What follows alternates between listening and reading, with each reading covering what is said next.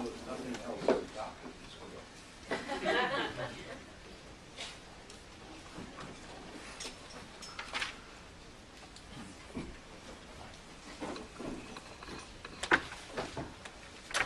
Good morning. Good morning. This is an evidentiary hearing in case number 18-0974-EF.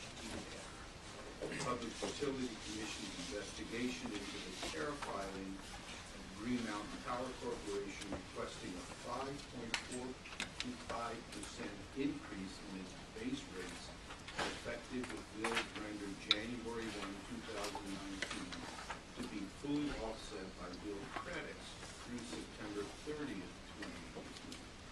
My name is Anthony Roisman. I am the chair of the Vermont Public Utility Commission. With me today are Commissioner Cheney on my right and Commissioner Hoffman on my left, as well as substantial members of the Commission staff. Let's start with appearances. Department. I'm Daniel Burke on behalf of the Department of Public Service. With me today is Mr. Brian Lynn, our Director of Finance. We also have a new employee in our Finance Division, Scott Wheeler, who's in the room. And we have our Deputy Commissioner Riley Allen, and also in the room are our consultants from GES Associates. We have Chris Dawson, Jake Thomas, and Mr. Kevin Parrish. Okay, welcome. Mr. Hand. Good morning. Thank you, Jeff. Jeff Hand on behalf of Green Mountain Power from Dunkiel Saunders. With me at council's table is Vic Westgate. We also have Lance Miller here from our firm, and then from the company. Behind me is Kristen Carlson, and the rest of our witnesses, Carolyn Anderson, we're also from GMP, Brian Otley, Kirk Shields, John Fisk, Eddie Ryan, Josh Cassingay, and Doug Smith. Who's watching the store? Mr. Smith. And I'm here on behalf of Global Foundries. I have with me today Greg Connors, who's Director of Government Relations, Pat Flaherty, who is witness, Brandon Chudy, who is Director of Legal, and then Dale Rochlow is working with us as well. And is there anybody here representing Rev? Okay. Thank you all for all your pre-hearing work. We're very pleased to see that even if you can disagree about things, you can find a lot of things to agree about, including putting together some exhibits that help us. So we appreciate that. And you stipulated to the admission of all the pre-filed testimony and exhibits is identified in the list format in GMP Exhibit 1. And I understand that there are some corrections. Would you like me to admit this now and then you propose changes that will go with it, or would you like to propose the changes and then we admit it? I think having the witnesses, the minor corrections to the testimony, identify those changes would be most efficient, so admitting this now. We have a couple of other exhibits that are not on that list that we've discussed with staff that we can just describe now and introduce to your witnesses. Okay. So we will admit GMP Exhibit 1 as submitted, subject to whatever changes or amendments may arise during the course of the hearing. Are there any of those that you want to do right now, or do you want to wait as your witnesses come forward? I think the easiest to do with the witnesses. Do you want to do Mr. Wynn's?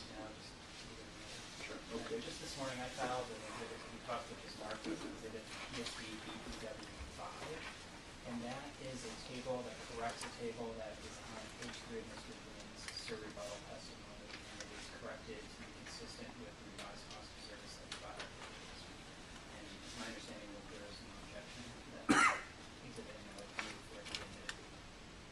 That's correct. Okay, it will be admitted. And just to be clear, is this replacing an exhibit with the same number, or is this a brand new exhibit to replace some chart that's in Mr. Wynn's testimony? It's the latter. We decided it would be easier to present an exhibit as opposed to having Mr. Wynn make written changes to all those and walk over that exhibit. Just to be clear, it has 2 rows on it that were not included in his original chart, but one component is broken out. Okay, great. I don't know that we need to admit these now, but just for the Commission's reference, we have prepared a revised version of GMP ER 17, which is the document that Mr. Ryan prepared to show the items the parties agree on and the areas of remaining disagreement. This has been updated to in the areas of remaining disagreement. This has been updated since the department filed their supplemental testimony earlier this week. So it's accurate as of that filing. I would note that as will come out today, I think there are some other minor areas of agreement that this document doesn't reflect, just so the Commission is aware. And I can introduce this to Mr. Ryan. And is this document, do we have a copy of that up here yet? I think we have staff copies, but I have a copy right here. Thank you.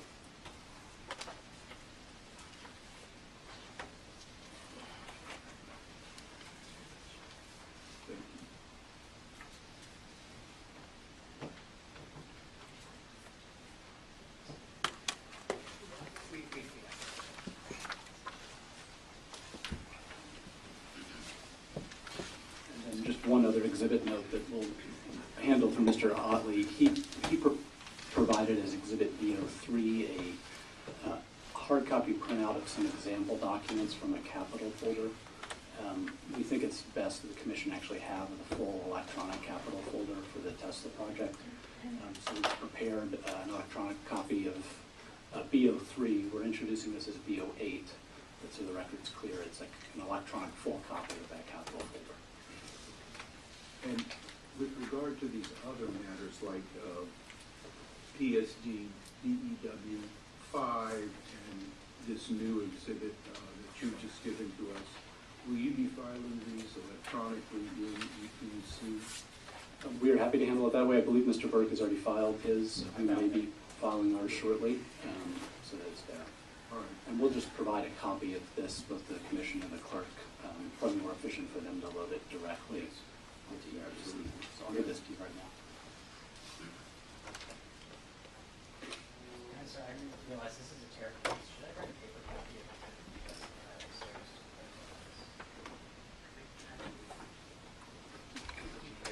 If you filed it electronically already. Okay. Are there any other issues we need to discuss before we get started? I don't believe so. Pam? Okay, so I think we're going to call Mr. Ryan to the stand first.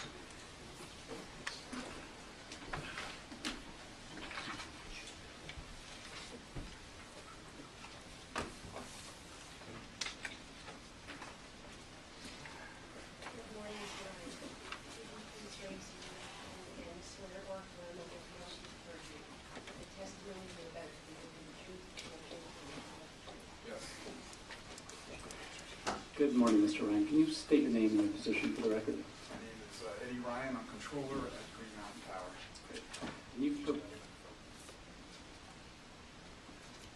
You've prepared direct pre-file testimony and rebuttal testimony in this case with exhibits, is that correct? Yes. And that testimony and those exhibits have already been admitted into the record. Do you have any corrections to make to your testimony? No. Okay. I understand you've prepared a revised version of GMP ER 17. Do you have a copy of that in front of you? Yes, I do. Okay. Can you just briefly explain what that document is? Yes, what this document does is it takes the rate request from our original filing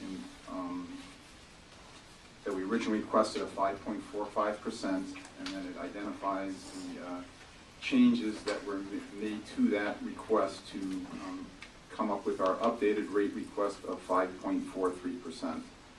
It also identifies the differences between our request of 5.43 and the department's updated proposed request of 5.25%. Okay. And then in the column, it's actually, we have a PSD adjustments as of 10/23/18. You've also indicated the adjustments that the parties have agreed to at this point, correct? Yes. Okay. We'd like to move the admission of Exhibit GMP ER 17 revised. No. It will be admitted. And with that, the witness is available for cross. Can I just ask one clarifying question before you start? Yep, does this GMP ER 17 revise, I'm sorry, might have missed what Mr. Hand said. Does it include all of the adjustments that have been agreed to date? Yes, it does. Thank you.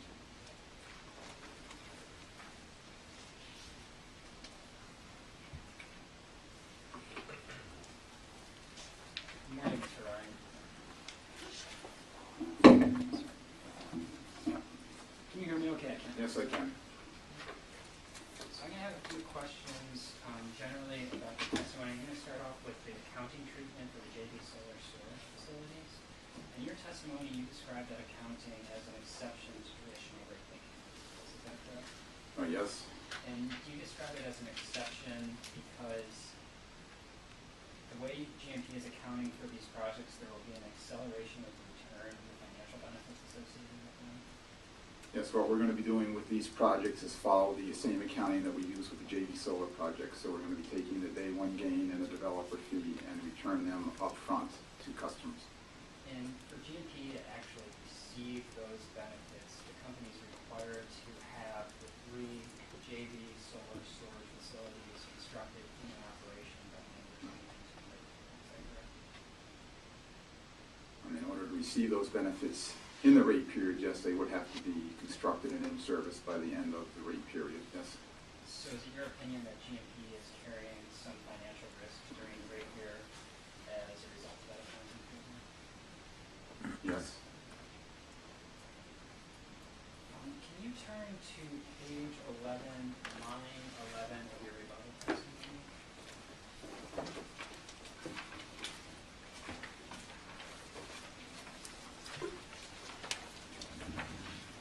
Please let me know when you get there. Page 11, line 11? Yes.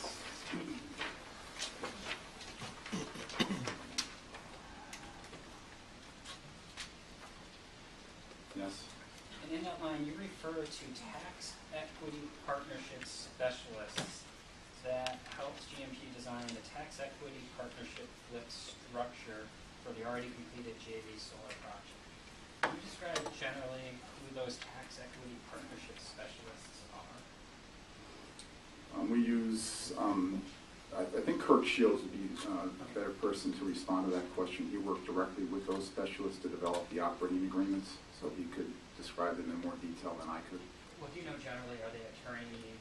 Yeah, we work with attorneys, accountants, tax equity partnership specialists, yes. And those are professionals who are outside of the That is correct. Now, have you reviewed the testimony that Mr. Terry Myers filed on behalf of the Department of Public Service case? Yes, I have. And I know GMP disagrees with this position, but are you aware that he raised concerns about potential IRS, federal tax, potential state tax implications for the GMP accounting for these projects? Yes, he raised concerns about some ITC normalization concerns, yes.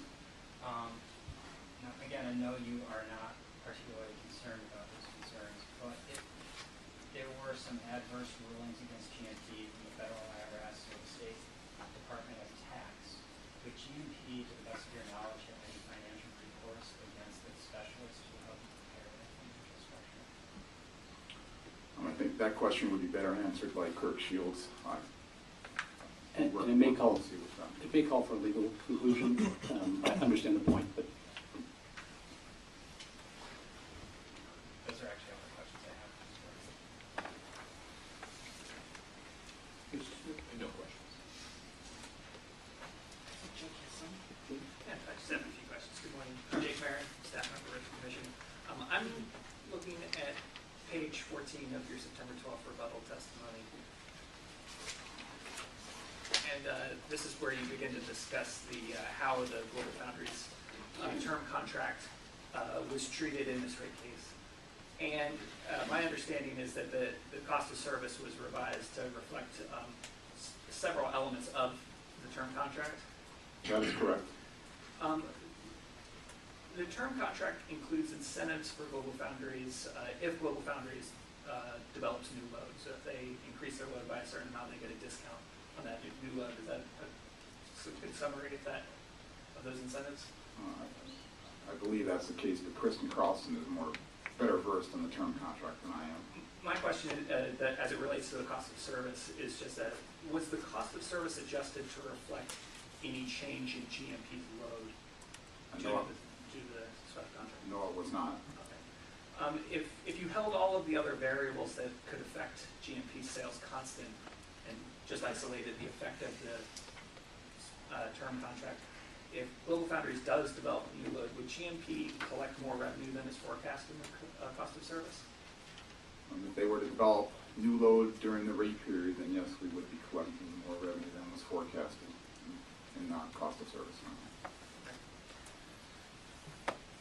Final question.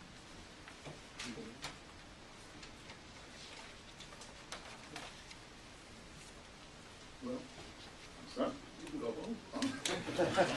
I like the sound of that. I guess I would just, before Mr. Ryan steps down, as has happened in the past in these cases, it's often beneficial to reserve the right to recall Mr. Ryan at the end if there are questions about adjustments that our witnesses couldn't answer. So I just want to put a placeholder in for that. I don't expect it right now, and I'm not trying to counteract the chairman's recommendation that you go home, I think, but I'm not. I guess I'm staying. Is that a motion for reconsideration?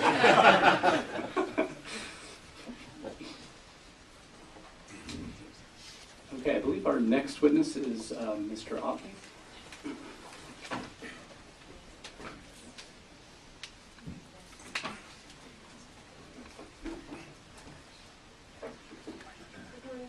Good morning. You swear or affirm in the face of perjury that the testimony you are about to give will be the truth, the whole truth, and nothing but the truth? Good morning, Mr. Otley. How are you? Morning, Mr. Hand. Can you state your name and your position with the company for the record? Brian Otley, I'm the Chief Operating Officer. Great. And you prepared pre-filed testimony and rebuttal testimony in this case, is that correct? I did. And you had exhibits attached to that, correct? I did. They've already been admitted to the record. Do you have any corrections to make to your testimony? I do not. Okay. One of the exhibits you submitted, BO3, was a copy, hard copy of some pages from the capital folder for the Tesla Powerwall program. Do you recall that? I do, yes. And in your testimony, you offered to make available an electronic copy of that full capital folder, correct? Yes. And we prepared an exhibit, GMP BO8, which is an electronic copy of that capital folder. Is that correct? Yes. And that accurately reflects the capital folder information that was provided to the department as part of this case. Yes, it does. I'd like to move the admission of exhibit GMP BO8. No objection. No objection. It will be admitted. Thank you. And can I just make, this is BO3? That's correct. I can't find the mark on it, but it's this exhibit that now is supplemented by BO8. That looks correct, yeah. The BO8, the capital folder has a series of documents in it. We printed some of those and some pages to show what was in there, but we think it's best that the commission has the full file. The witness is available for cross. No questions. Good morning, Mr. Otley. Good morning, Mr. Burke. I'm going to ask you some questions about capital spending generally, but I also have some questions about the capital spending attributable to the Powerwall program. Any questions on the Powerwall program you think are more appropriate for Mr. Gass to make? Feel free to let me know. I will, thank you.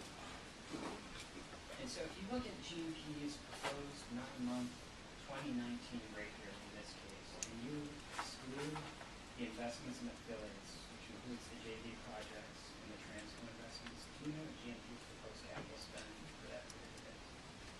The dollar amount? Yeah, do you know off the top of your head? I do not know off the top of my head, but I can find that for you. Okay.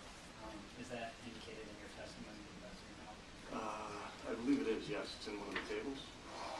And do you recall what the capital spending, again, excluding the investment in affiliates, would have been for last year's rate case or the 12-month period? For the full 12-month period, I believe it was, I can give you an estimate, I can't give an exact dollar amount, but I can get you that. I believe it's in the neighborhood of $76, $77 million for And the then, 12-month period. and I know this is still pending in front of the Public Utilities Commission. You all have proposed a multi-year rate plan, which has a capital spending cap, again excluding investments in affiliates, of $85 million in cap That sounds right, yes. And to the best of your knowledge, for the or for your current rate filing that you have, of all the capital projects that are included in this rate filing, do you know what the single largest project is, absent any investments in affiliates or benefits? I'm sorry, in avoidance. Investments in affiliates or the benefits. Off the top of my head, I don't know which one has the highest dollar amount. I could speculate if you want me to. I don't. Yeah. It probably is our innovative programs budget within that overall. Do you know the value for the Powerwall program? Or roughly? I think it's for the 2019 rate period you're talking. Well, let me take a step back. What's the total cost of the Powerwall program, including 2018? Again, I don't memorize numbers off the top of my head like that. I can get you that information absolutely. So I apologize for not having that at the tip of my tongue. If I told you that it was in excess of $15 million, would you disagree? No, that seems in the ballpark. Yes. And if I told you that in the 2019 rate year, GMP's included $5.6 million, and for the 2018 year in this filing, you've included $9.7 million, does that seem accurate? Yes.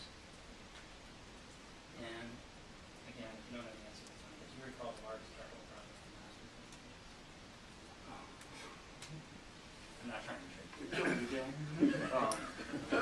I don't off the top of my head. I can get you that information right away. Do you recall if there's anything larger than the NL hydro dam projects in past years? No, there would not have been anything beyond that magnitude. No. And if I told you that there was a cost approximately $44 million for rate-based purposes, would you dispute that? Email purchase.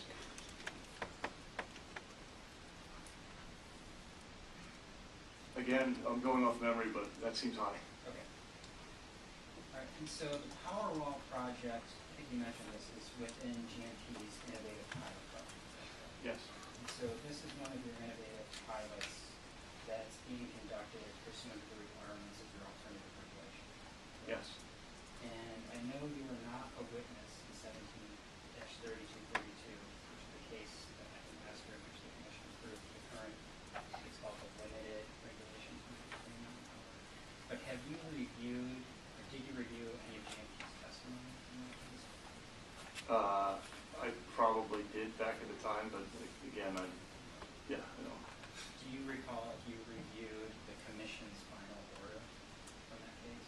I did. And so you're aware that the commission's final order included a finding, and I'm quoting here, that the innovative pilot program does not guarantee rate recovery for any innovative services. Yes. And have you reviewed the actual regulation itself personally? The document that lays out GMP's Yes. regulations. And are you aware there's an attachment, which is attachment to that plan that details the regulatory requirements for the innovative pilot program? Yes. And similarly, are you aware that that document has a quote that says, any rate filing in which GMP seeks to reflect the costs and revenues of innovative pilots shall include a schedule setting forth the costs and revenues of all innovative pilots offered and shall be subject to department review and commission approval. So, is it fair to say you're generally familiar with the regulatory requirements for the innovative pilot program? Yes. And can you briefly describe to me what GMP needs to do in terms of regulatory filings to commence the pilot program? Yes. The pilot filings are, and I'll start by saying, the next witness, Mr. Castigay, can also provide testimony on this, as he leads the area of our operations that manages the innovative programs. But the pilot filing requires a filing which lays out the scope of the project, the costs and benefits to be delivered, the limits on the project in terms of time, number of participants, and other scope or gating factors to try to define what the project will be, or what the pilot will be, the risks associated with it, and then the learnings we hope to get from that pilot, generally. And after you file that letter of filing with the commission, do you require any express approval from the department or the commission prior to commencing the pilot there's a period that's available for comments and feedback given on that filing. And then if nothing substantive happens in that period, the filing goes into effect within that period, after that period expires. But there's no express requirement that the commission issue an order on this. Correct. So it's different than, say, a capital project that requires a working day. Yes.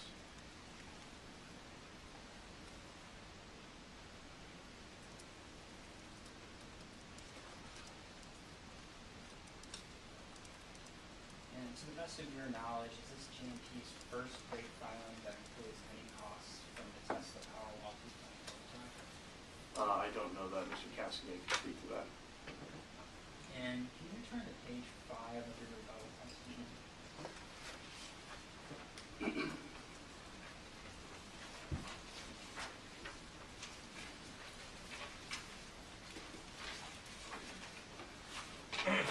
And there. And can you turn down to line 15 to 16? Yes. You have a phrase there that says, as reflected to date by the relatively small slice of our capital spending that would represent in reference to the innovative pilot projects. When you use that phrase, relatively small slice, what do you consider a relatively small slice by percent? I mean, relative to the over capital investment we'll make on behalf of our customers in that period, the innovative pilot allocation is relatively small to the whole. And so, if you assume that GMP were to invest $15 million in an innovative project during one of the years of the multi-year rate plan, would that account, I'm not asking you to get hard over here, but would that account for roughly 17% of that capital budget? If that's the math on 15 over 85, then And would you consider 17% to be a relatively small size of your overall capital budget? well, I think you need to understand the nature of how capital will be realized or incurred on the innovative pilots. Innovative pilot programs are different than traditional capital. Traditional capital, we're making investments on behalf of our customers. So whether we're upgrading a substation, building a line, investing in a power plant, we are making those investments on behalf of our customers. Innovative programs, for the most part, we are making an investment in partnership with customers who choose to participate in that program. These programs are elective. Customers have to, raise their hand and say, I would like to participate in this program. So there is a customer adoption pace that is an element of how the capital will be incurred. And so in that sense, it's hard, it's not an exact science of how you forecast the uptake of those programs. That's why we do pilots, because we're trying to learn what customer adoption of these different programs will be based on the merits of the program itself, both to the participating customer and then to the rest of the customers. So that's why I think of those capital investments differently than the traditional capital investments. I have no further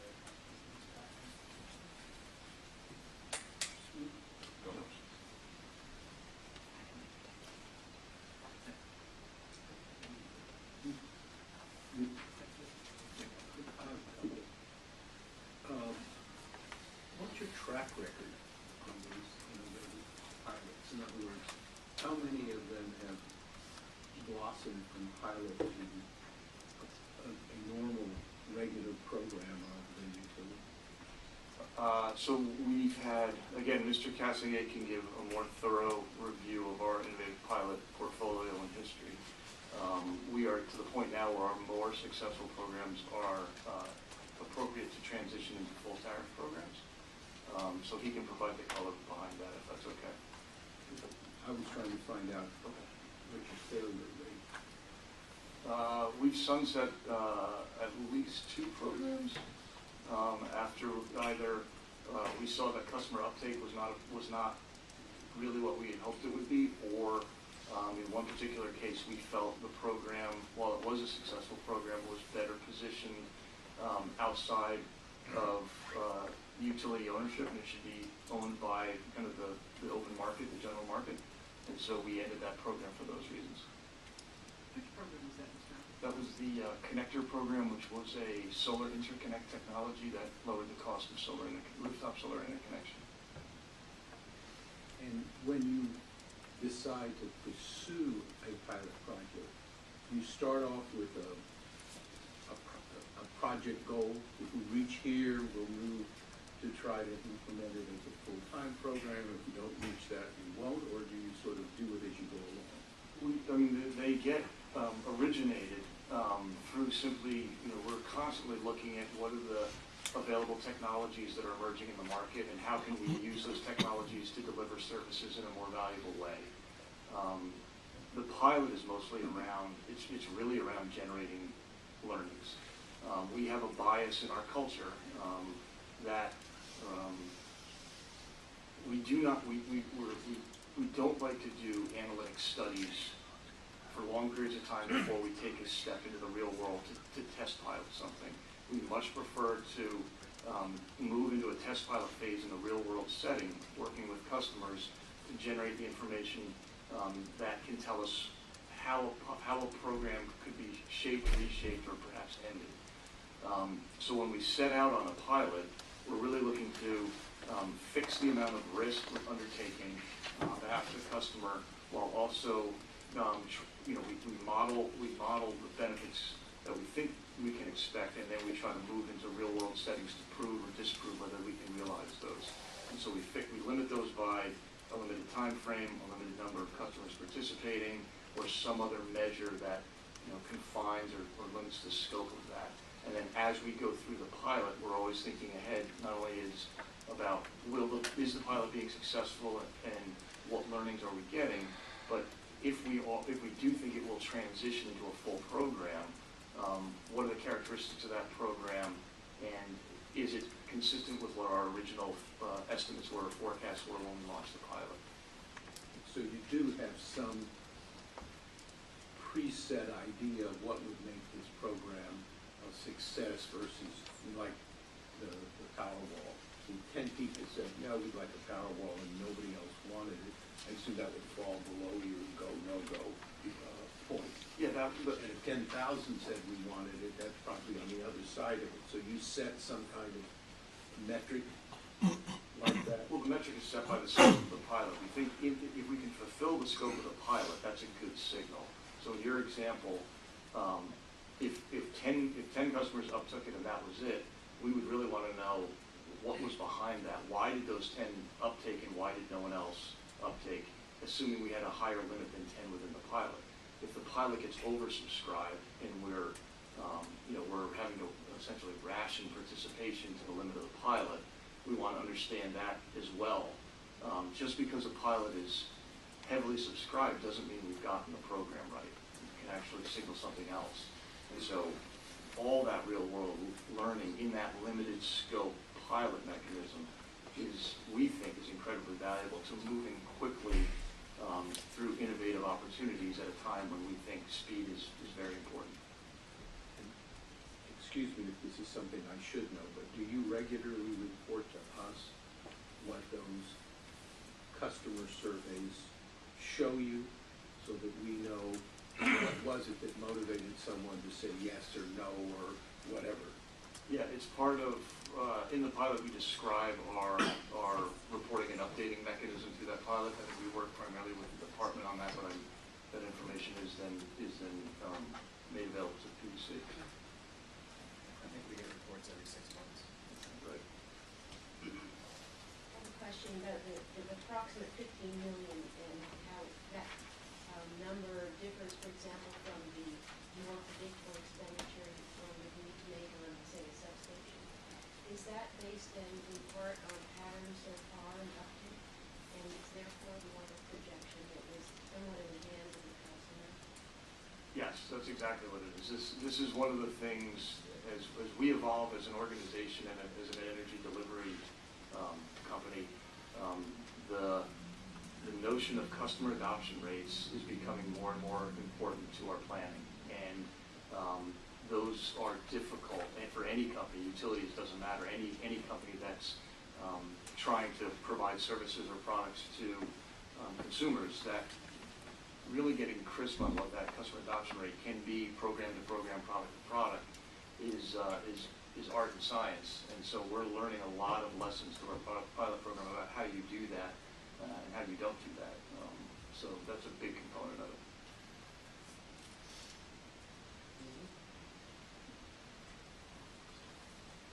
I have a few follow-up. Okay, thank you.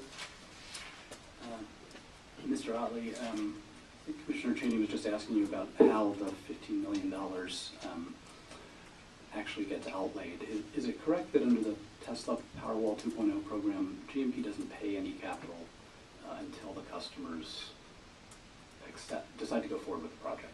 Yes, that's on a customer by customer basis. That's the customers electing to participate in the program is the trigger for that portion of the capital. The customer provides some new revenue to gain access to that program and participate, and then GMP incurs the capital expense of that customer's participation. Okay. And when you set the 2,000 unit limit for the pilot project, that you were asked some questions about how that was developed. That was informed by your expectations and experience with prior pilots, correct? Yeah, we had a number of pilot programs that were in pilot phase ahead of the Powerwall program, where we got some experience with customer adoption, customer acceptance rates, and across different programs and different technologies. Yeah.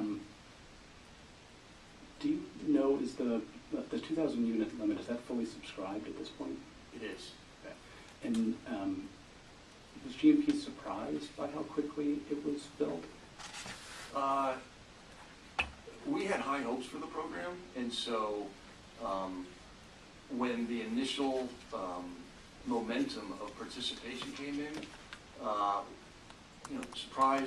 pleasantly surprised. Like we were, it was validating that we think we had a good program. We also, as I said earlier, it caused us to think: is there something in the program perhaps that needs to be adjusted? If participation is too much, because program participation can be viewed two ways, and so I guess we were pleased with it. We were pleased with it. Good. I want to ask you about some questions on the limit. Mr. Burke asked some questions about just pilots generally. You agree that GMP's current regulation plan does not prohibit GMP from moving a pilot to rate base before the end of the pilot period? That was not. And one of the factors I assume GMP would take into account when considering whether to move a pilot into rate base is whether that pilot is actually expected to provide benefits to customers. Is that? Oh, 100%. That's the primary lens through which we look at pilots. Is it always goes back to, does the program participation benefit the participating customer as well as benefiting all other customers? That's the primary lens for every pilot. Okay. So GMP is moving this pilot forward now because of the adoption and your view that this is going to provide real benefits to customers. Yeah, the Powerwall program is unique in that it provides multiple benefit streams, both to participating and non-participating customers. And so, for those reasons, I think it's had good uptake and has been one of the more successful programs from a customer participation standpoint. But we would, I can't say never, but I can't imagine a scenario sitting here today where we would advance a program from pilot status to tariff status that didn't check both of those boxes. And I think you gave the commission some examples of some that looked promising. They may not have panned out like you expected, and you haven't pursued them further. Yes. Take a different course. And with respect to the request in this rate case, first let me ask, when did GMP start installing Tesla Powerwalls? I'm gonna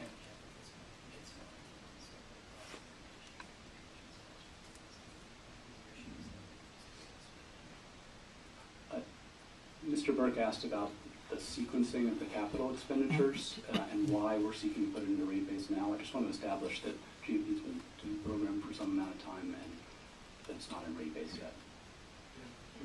Yeah, I think it's okay. Thank you. Okay, I would love to answer, but Mr. Cascade will know those dates. Excellent. So you agree with Mr. Burke? I did not say that.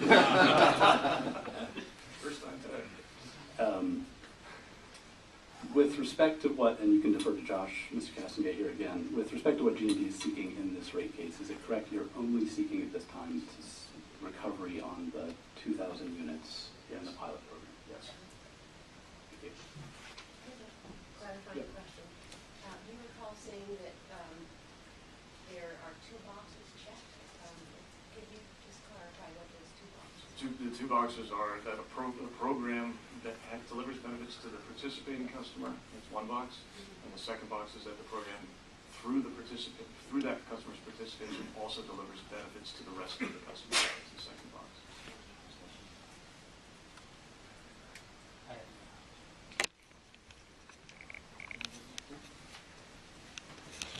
Well, you know, I can't send you home, but Thank you.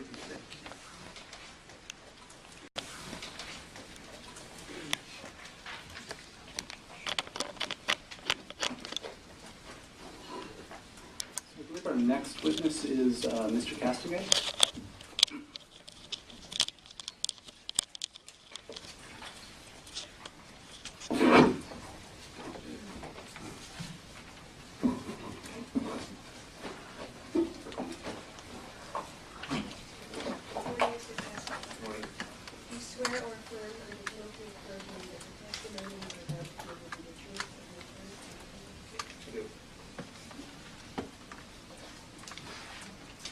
Good morning, Mr. Castengate. How are you? Good morning. Good. Can you state your name and your position with GMP for the record? Sure. My name is Josh Castengate, and I am the Vice President, the Chief Innovation Executive in charge of power supply as well. You prepared pre-filed direct and rebuttal testimony in this case, is that correct? I did. Okay. I believe you have 2 corrections to make to your rebuttal testimony, is that correct? That's correct. And you have a copy of that in front of you? Yep. What is the first correction? So on the rebuttal on page 8, line 7, start at the end of line 7, it says capacity reserve margin. I just want to change that to effective reserve margin. So end of line 7, page 8. So strike capacity and effective instead. That's correct. Okay. And what is the second correction? Just on page 9, line 6, where we said we targeted the ISO peak 6 different times, it's actually 7, which then lines up with the next page in the table. That 6 should be a 7. Okay. Do you have any other corrections to your rebuttal testimony? I don't. And no corrections to your direct testimony? I don't know that I need to move to readmit that, but just have it noted in the records, those corrections. And we have a copy prepared for the court reporter with those corrections noted. does anyone have any problem with them? The witness is available. Good morning, Mr. Castengate. Morning. I'm going to ask you questions primarily about some of the innovative pilots. Sure. I'm going to start off with the heat pump hot water heater innovative pilot. Can you generally describe where that pilot is at right now in terms of its status? Sure. There was an initial pilot that was done as a GMP offering. Both it had the heat pump and the heat pump water heater offering, and that ended earlier this year. There's a current pilot where we partnered with Vermont State Employees Credit Union and are offering that with third-party financing. And now we are in hopes of filing a tariff for a new program, a tariff option for both the heat pump and the heat pump water heater. And when you file that tariff, is GMP prepared to require load control as part of the heat pump and hot water heater tariff? We are, yes. Those are the only questions I have. Okay. I'm going to ask you, I think the bulk of my remaining questions are about the power. Can you tell me, to the best of your recollection, when GMP made the initial filing that Mr. Hoppy described about the power wall 2.0 program? When did we make the pilot filing? I believe it was August, might have been the 1st of August, 2017. It was right around that time frame. End of July, 1st of August, I think. And did the department file any formal comments with the commission in response to that filing? I don't recall any formal comments. No, we had sat with the department, obviously, before filing to walk through it. And to the best of your knowledge, did the commission issue any orders or any responses to that filing? I don't believe so, no.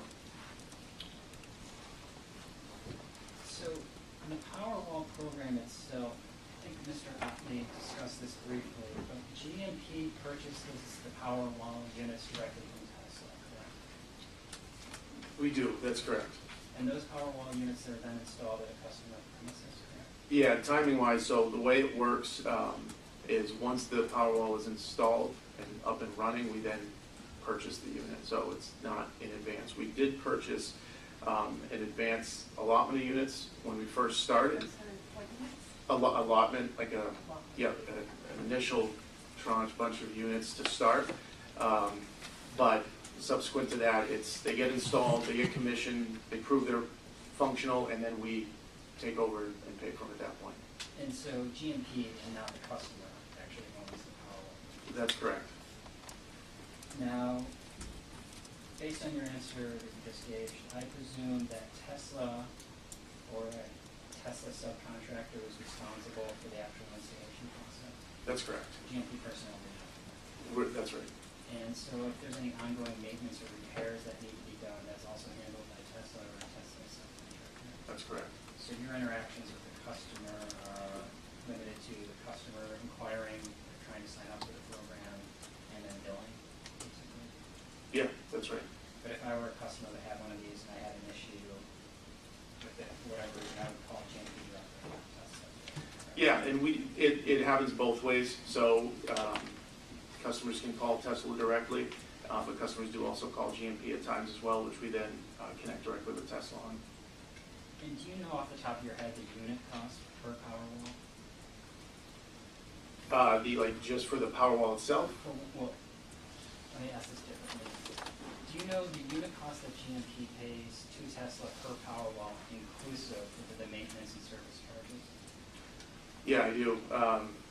And I think it's available. So it's $7,200 for a system, and that includes the units, all the associated equipment, all the installation, and everything that goes with them. And so customers who participate, I believe Mr. Ocker mentioned, pay a revenue or pay some money to GMP. What are the customer options for paying for the Powerwall? Customers have two options. They can pay a monthly fee of $15 per Powerwall. Some customers get two, so it'd be $30. Or an upfront one-time $1,500 per Powerwall. So assuming the customer pays for the $1,500 one-time upfront fee, there's roughly a $5,700 difference between the revenue you receive from the customer versus what you pay to Tesla. That is correct, yep. And so GMP's assumption with this program is that that money, that $5,200, is then covered by the capacity and R&S savings that the Powerwall will. That is correct. That's the big portion of it, and there's a few other power supply benefits in there as well. But that's principally how the program functions, correct? In terms of on an economic scale. Yeah. Now, in your testimony and discovery responses, you referred to warranties and guarantees that Tesla has made with respect to the Powerwalls. Can you briefly describe what those guarantees are?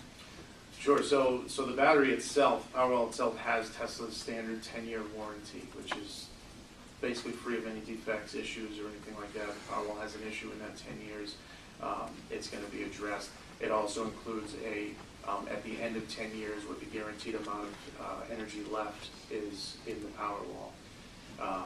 Second, as part of the specific program, we worked with Tesla to negotiate essentially a peak capacity guarantee, a financial guarantee. One of the big differences here than more of a traditional battery program is this automated dispatch. So Tesla's team was working with us on developing a way to basically automate the peak prediction and the hit rate. And in concert with doing that, we worked with them to negotiate basically a financial guarantee. If they fall short of hitting the peaks that we expect to hit, they have a financial penalty, as it would be to pay for paying.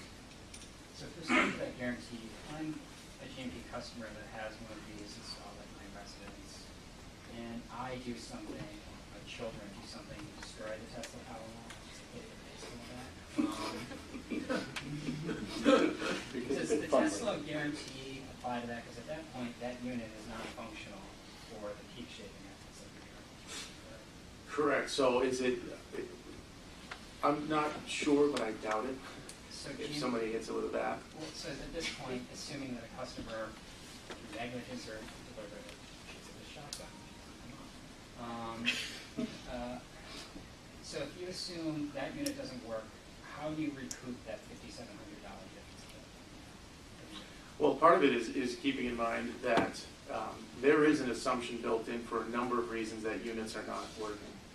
That includes, I mean, we didn't go as far as shotgun blast to the thing, but communication downtime, you know, a number of other factors that could limit how many batteries are actually available at any given time. We do require, you know, I'd like to look at the customer agreement again, but there's an insurance requirement on there and a sort of a provision that they're obligated to fix it, to take care of it if something like that were to happen. So your recourse then would be against the customer at that point? I believe so, yeah. And assuming the customer doesn't pay, that would effectively just be bad debt and change these books at that point in time? I would assume so. And so that would then be eaten by the broader GMP rate case? I'm going to just object. I think it calls for speculation as to how that would be handled in those circumstances. So there's uncertainty about that. That's not. If he has an idea about how that will be handled, I think he could answer. If he doesn't, you don't want him to speculate. No, well, my only point is just in terms of the program development itself and there's a number of factors in there. The big one being what we did for degradation, what we did for peak, but there's a communications availability. So again, the program does not assume every single battery is available for the entire life. What takes a battery out could be different, but it does not assume 100% of the batteries for 100% of the time. And so with respect to the Tesla guarantee, that's a guarantee that runs directly back to Tesla itself, correct? So not the warranty, the performance guarantee? Performance guarantee. That's between us and Tesla, that's correct. And there's no insurance component opposed to that? To the best of your knowledge, that warranty is not underwritten by anything? I'm sorry, the warranty or the The performance guarantee. performance guarantee? Not that I'm aware of, but I don't know. And so, I know they posted some very positive earnings yesterday, but you know there's been some fairly negative press about Tesla. When you've been preparing this program, have you made any contingency plans for whether or not Tesla is unable to perform on any of its maintenance obligations or financial guarantees? Yeah, I would say the biggest focus of us in terms of contingency around that was being able to continue to control and use the batteries for the benefit. So we've worked with some other partners in terms of if we had to break away from the software platform that we're using from them and integrate with a different tool, we have that ability. Our thinking in terms of the support is that we would have to engage with the teams. I mean, they're local Vermont folks that are doing the maintenance on these things. We would want to make sure we basically engage in some other structure with them if Tesla were to go away at that point. But if Tesla were to be insolvent or otherwise unable to perform any of the financial guarantees it provides, we have no other recourse for that guys. In terms of the specific guarantee with Tesla, probably not.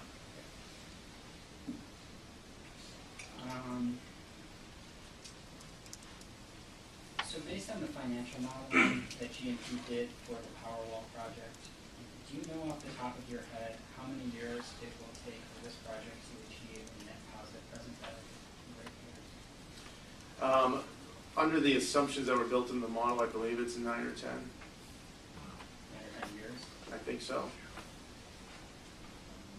And to the best of your knowledge or any other utilities? Sorry, I'm sorry.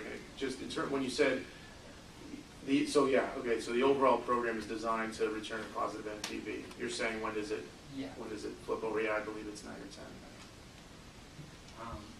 And so, to the best of your knowledge, are there other utilities in New England, within the ISO New England service territory, that are implementing similar residential battery storage projects?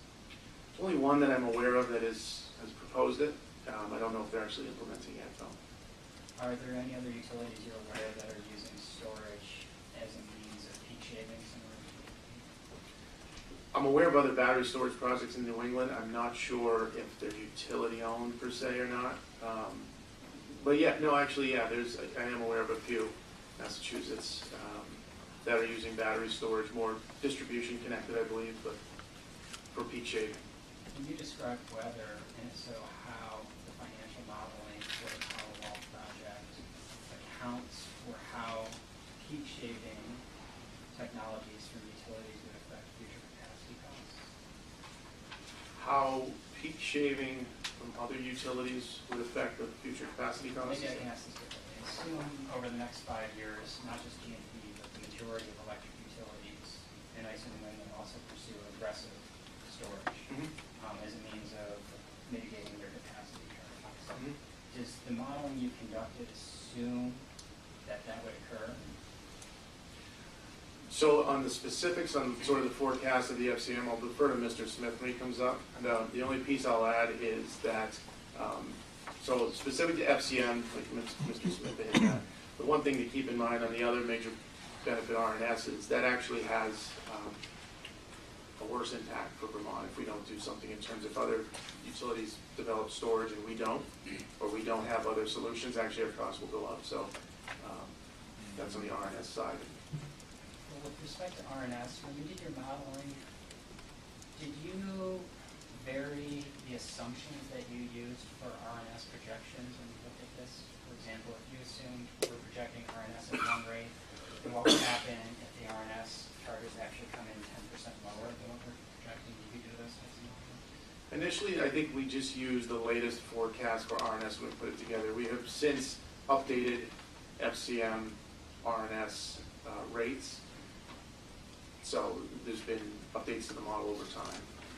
And when you did your models, did you at any point in time structure the models to do an analysis to determine what, for lack of a better word, the break-even point would be on RNS or capacity charges?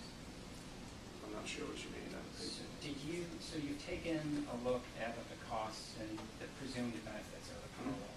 I believe I heard you say earlier, you assume that it will achieve a net present value around 9 or 10 years. Is that correct? Yeah, when you say net present value, I'm thinking of when it sort of it flips, pays off. Yeah, that's right. It starts, should point out, providing rate reducing benefits sooner than that. But in terms of when it actually flips, I think that's correct. So did you ever do an analysis that assumes, okay, the capacity costs only increase by this amount, or by this percentage over the next 9 to 10 years? This is the point at which this will not ultimately achieve that positive net present value? I think this may just go beyond the witness's testimony on this point. He said that Mr. Smith is the witness to address the capacity market assessments and their sensitivity analyses. So it may be more efficient to ask that question to the witness who's testified about it.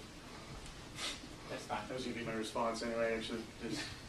That's fine. You don't know. Yeah, no, on the forecast, Mr. Smith would be best there. Okay.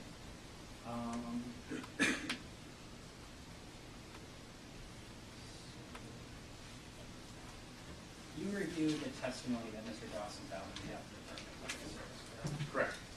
And you're where he has raised concerns regarding battery degradation? Yes. Would you agree with Mr. Dawson that if the physical degradation of the batteries occurs at a rate faster than is presumed by GMP, that degradation could affect the overall performance of the project? Can you start that again? I think I missed something. Would you agree that the physical degradation of the batteries occurs at a rate faster than presumed in GMP's model, that that degradation could affect the overall financial performance of the project? I don't think so, only because of the warranty of the batteries and the degradation we used was based on that. So then we would have claim, or however you want to put it, to resolve that with Tesla. If it were more than that, it would fall below their guarantee. Can you turn to page 15 of your rebuttal testimony? Sure.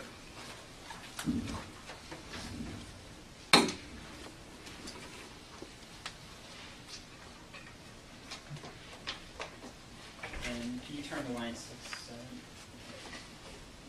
Yep. Do you see that? Yep.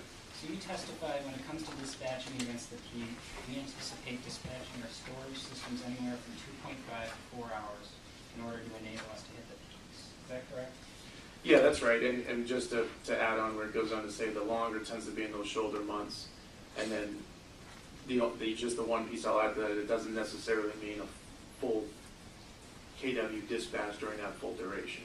And so, if there's battery degradation, that does not affect the overall nameplate capacity of the batteries, right? It would still be able to generate at its max capacity. That's correct. The degradation just affects the length of time over which it would be able to perform at that rate. That's right. That's correct. And can you turn to page 25 of your rebuttal testimony? Can you look at that chart when you get there at the top? Yep. 25 of the rebuttal testimony. And can you briefly describe the purpose of this chart? Yeah, this was looking at, I believe it was responsive to some questions on what else do we have going on in terms of what other ways are we looking at reducing peak, finding peak reduction value. And we lumped in here a few different things, other pilot programs we have, the JV program, and some tariff load riders directly with customers. And how does Tesla perform in terms of the dollar per kilowatt relative to the other programs that customers take? Well, there's two things I would point out. One, they're at $1.67 a kilowatt month of net benefit. But what's important is that is not necessarily what the benefit to customers would be, right? Because if you're able to do 10 megawatts of that program and a lot fewer of something else, the absolute value to customers is still going to be a lot higher. Which of the programs on there, to the best of your knowledge, are innovative pilots? The water heater controls, EV car chargers, Sensibo, and that is it. And do any of the projects listed on there, regardless of whether or not you're an innovative pilot, or any of the capital investment projects, have a capital investment cost that is larger than the Tesla Powerwall program? So not including the JVs, I assume you're saying? Well, is the Milton Solar project in and of itself more expensive than the Tesla program? Do you know? No, I don't believe it is. I can't remember the exact capital number there, but I don't believe it is. And then I would just point out that a lot of these others are not even capital projects.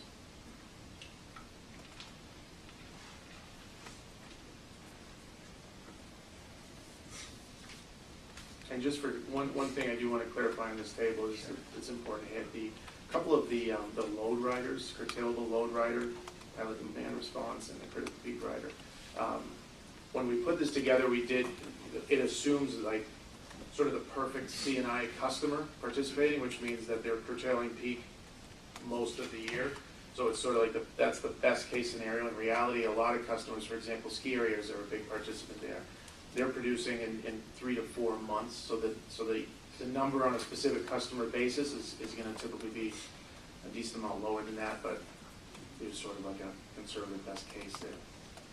And so with respect to residential battery storage generally, if I'm a GMP customer, and I want to install a battery in my house, do I have to purchase it from GMP? No.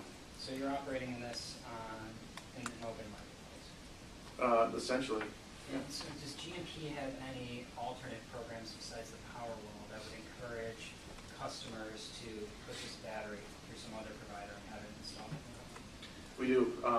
One of the active pilots right now is a bring your own device, bring your own battery program. So that's an option where a customer can buy from a handful of batteries that we're integrated with, direct from whoever they want to or however they want to, enroll with GMP and get credits for that battery. And how long has that pilot been? I believe it was rolled out in May. And to the best of your knowledge, how many customers are participating? Currently 2. Those are all the questions I have. We're going to take a 10-minute break, and we'll reassemble here at We agreed to take 20 to 30 minute breaks. We have a staff member who needs slightly longer breaks to accommodate. I'm sorry, I was under We the misunderstood impression it you was because 5 you asked for minutes. shorter Oh, breaks. I said 20, I meant to say 25. Oh, I'm sorry. That must not have made any sense to you then. No, it did not, but at least we didn't understand that. Yeah, well, thank you for accommodating. All right, so Apologies for 25 the minutes? confusion. That would be great. So Thank you. back here at 11. Yeah, back here at 11. one for the fund. We are, We want one right one.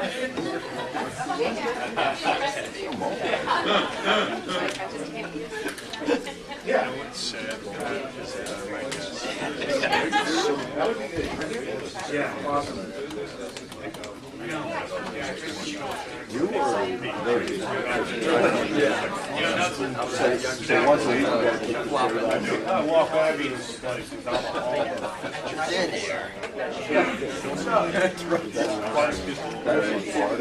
Very sophisticated here. I'm talking about Jake's testifying here maybe 10 years ago.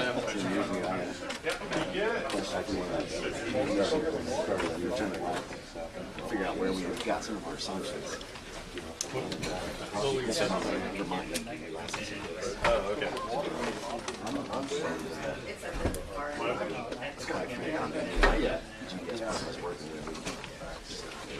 Thank you. I was trying to say that. And so he goes, so you made it up after me?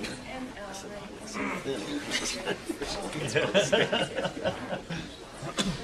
We had a screwdriver. We were doing a transmission line, and it was 60 miles long.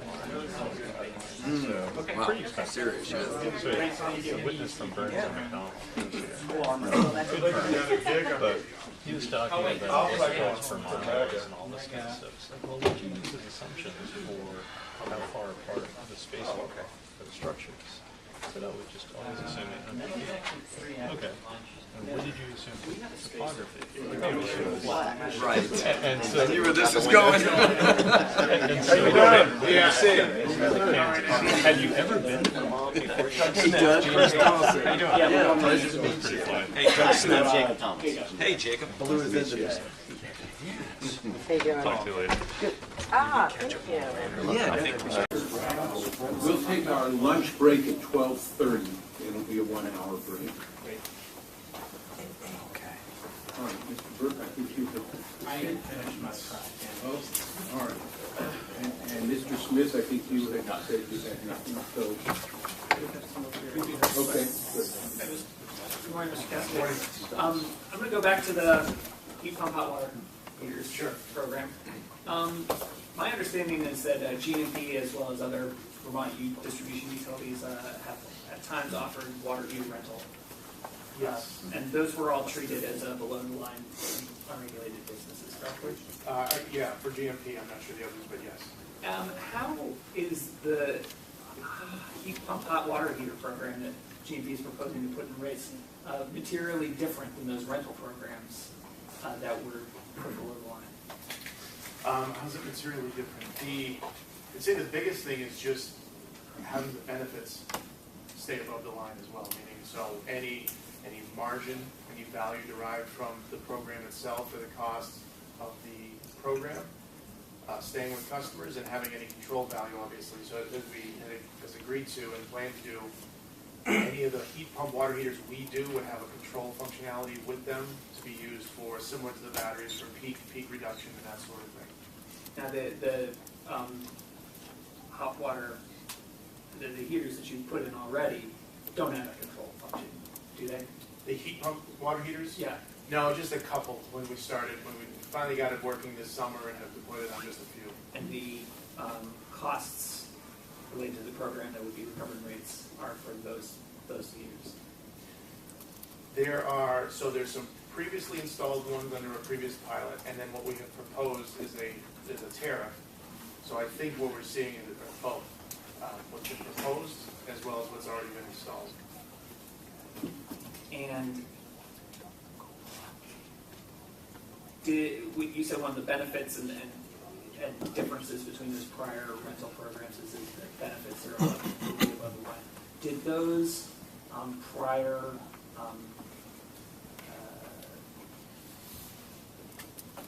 hot water heaters that the company rented, did those provide benefits as well? Up below the line, you're Yeah. saying? I believe so, but I'm not the best in the rental water heater program. But the benefits that accrue to the customer, other non-participating customers like peak shaving, those can only be attained if the units are controllable. That is correct.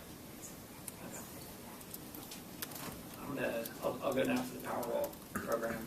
On page 11 of your rebuttal testimony, I'm looking at the chart, table 1. These are actual numbers from past dates where the company discharged the batteries. So what this is showing is all the times this summer that we shot at the FCMP. Only the last one so far, the August 29th, is the final, the actual one. What we were just attempting to show here is that every time that we were going, predicting the peak and going after it, the system's performed, and of course as the more batteries got deployed, the more value. But only the 755 you see at the bottom is the one that's current, the actual value. Now the Powerwall only megawatts column there, those numbers, how does the company measure the megawatts that are discharged? Is that just based on nameplate rating, or is that a metered number? It's metered. That's metered. Yeah, through the software that we control them. And so I assume that the company would know if a Powerwall was not performing optimally. Correct. Okay. Yeah, I mean, we actually know that in advance. We can see when one is either offline or not getting a full state of charge and have it addressed pretty quickly. Okay. So looking at the department's criticism that the company has not adequately modeled the possibility of battery degradation, my understanding is your position is that you've included degradation and that is included in the 72% applied factor that you had in your model. Yeah, the way, so I should expand on that just a little bit. The way that degradation was modeled in here, one of the things that makes this even a little more unique than just a traditional manual battery discharge program is we worked with Tesla to develop an automated algorithm basically to monitor the flow in real time, dispatch the batteries in real time.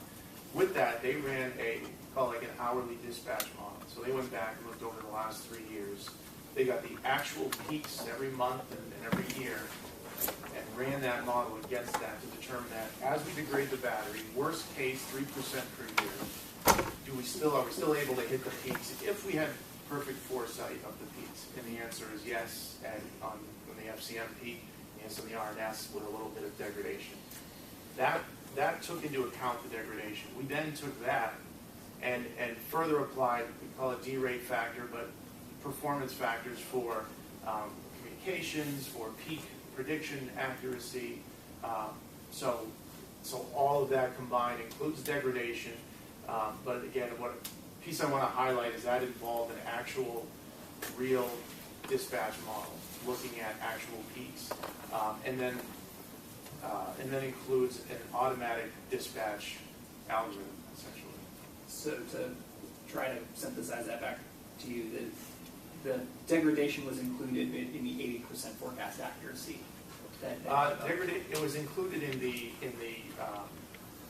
I believe it's called the effectiveness, peak effectiveness. There's 100% FCM in the first year, 99 and 98% in the RNS. That's where in the model the degradation was factored in. Can you still hit the peaks even with the degradation? Okay, so I understand your point that even as the batteries degrade, they can still produce their nameplate rated capacity, but it's just for a shorter period of time. But if you can only discharge the battery for a shorter and shorter period of time as they get older, doesn't that decrease the frequency with which you will hit the peak just because you lack that perfect foresight? Probably, unless you have a magic ball. So when I looked at the model, it looked to me that like the 80% forecast accuracy continued through all of the years of the program. So it didn't go down over time. So it wasn't clear to me how the company was accounting for the decreased ability to actually accurately hit the peak given the shorter amount of time that they can discharge the battery. So yeah, so a good question to clarify. It doesn't shorten the amount of time you can discharge the battery. It just means if you were to discharge it at max nameplate capacity, that duration gets shorter. But obviously if you discharge it at slightly less, or the way that the actual model works is a peak is not this perfectly flat thing, right? Hour to hour to hour. What happens is there's a I know you can't however I'm drawing, but there's The record reflects. Yeah. It's moving around. That's right. There's a peak that happens, then the next hour there might be a slightly lower one, so the amount of energy that you need to discharge changes. You don't need the full amount of the battery, the full kilowatt rating of the battery for that duration. Even if you get up to 3 hours, you still don't need the full amount. And that's what sets this apart a little bit from kind of traditional, just a straight discharge the peak battery value for X number of hours. This is relying on a much more sophisticated algorithm that's literally monitoring the load in real time dispatching. But is the model trying to sort of have the best of both worlds when it's assuming that you have the FCM physical effectiveness is 100%? Am I misinterpreting it when I think in my mind that means that you actually can discharge the maximum battery amount all the time? For if you take into no other factors into account, that says that, yeah, you can hit the FCM peak with the full nameplate of the battery for the duration. But That's then right. your forecast accuracy figure stays the same throughout the whole model, even though your ability to hit the peak, the time with which you could discharge the full amount of the battery decreases over time. That's correct, but you've got the way that the FCM peak or the ISO peak is modeled is, even if I degrade the battery to 3% per year for the duration of its life, can I still hit the FCM peak, given an actual shape of the peak and everything, with 100% of the kilowatt capability of the battery? And the answer is yes. Then we take it further and say, there will be some times where we have to widen it out, or we want to build in some buffer there, and that's where you're seeing that 80%. Because in reality, the fact that we're doing the 80% day one is aggressive, it's conservative, right? Because this summer we had, I think it was 596 batteries, or just about 600 batteries, and got the full 3 megawatts, got essentially 100%. On a model that says really you should get, the value that's showing it at 72%, all said and done. So what's more likely to happen is if you have if you work your way down to that 72% over time, you're still going to have much higher hit rate up front, which is actually going to help the NPV of the model anyway. So essentially the 80% forecast is more like a levelized figure? It is levelized, Okay. exactly. All right. Yes, that's a good way Just going back to the idea that the batteries can always sort of produce their maximum nameplate capacity. That surprised me when you said that, because that's not my experience with my limited experience with batteries that I operate in my home.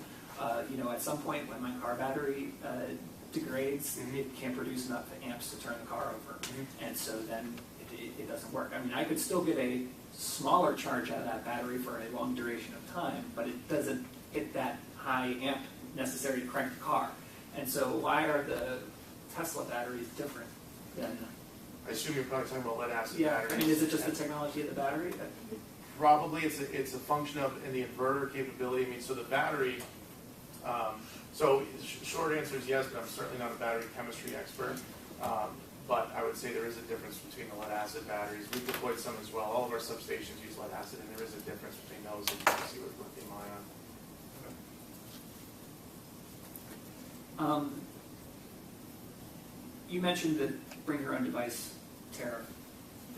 Is that a tariff or is it a program? It's a pilot. It's a pilot, okay. And you only have 2 customers. Correct. But have you modeled or tried to quantify the cost and benefits of that program and compared it to the cost and benefits of the Powerwall program? We did. So when we filed a pilot, with that goes a full sort of cost-benefit analysis, the net benefit. Without it in front of me, I can't recall exactly what it was, but we did model it, yes. And the limited participation that you've had so far, does that just suggest that maybe if the company offered to share the benefits that are generated by those batteries, maybe more with the participating customer, that would induce more participation? It's hard to say right now.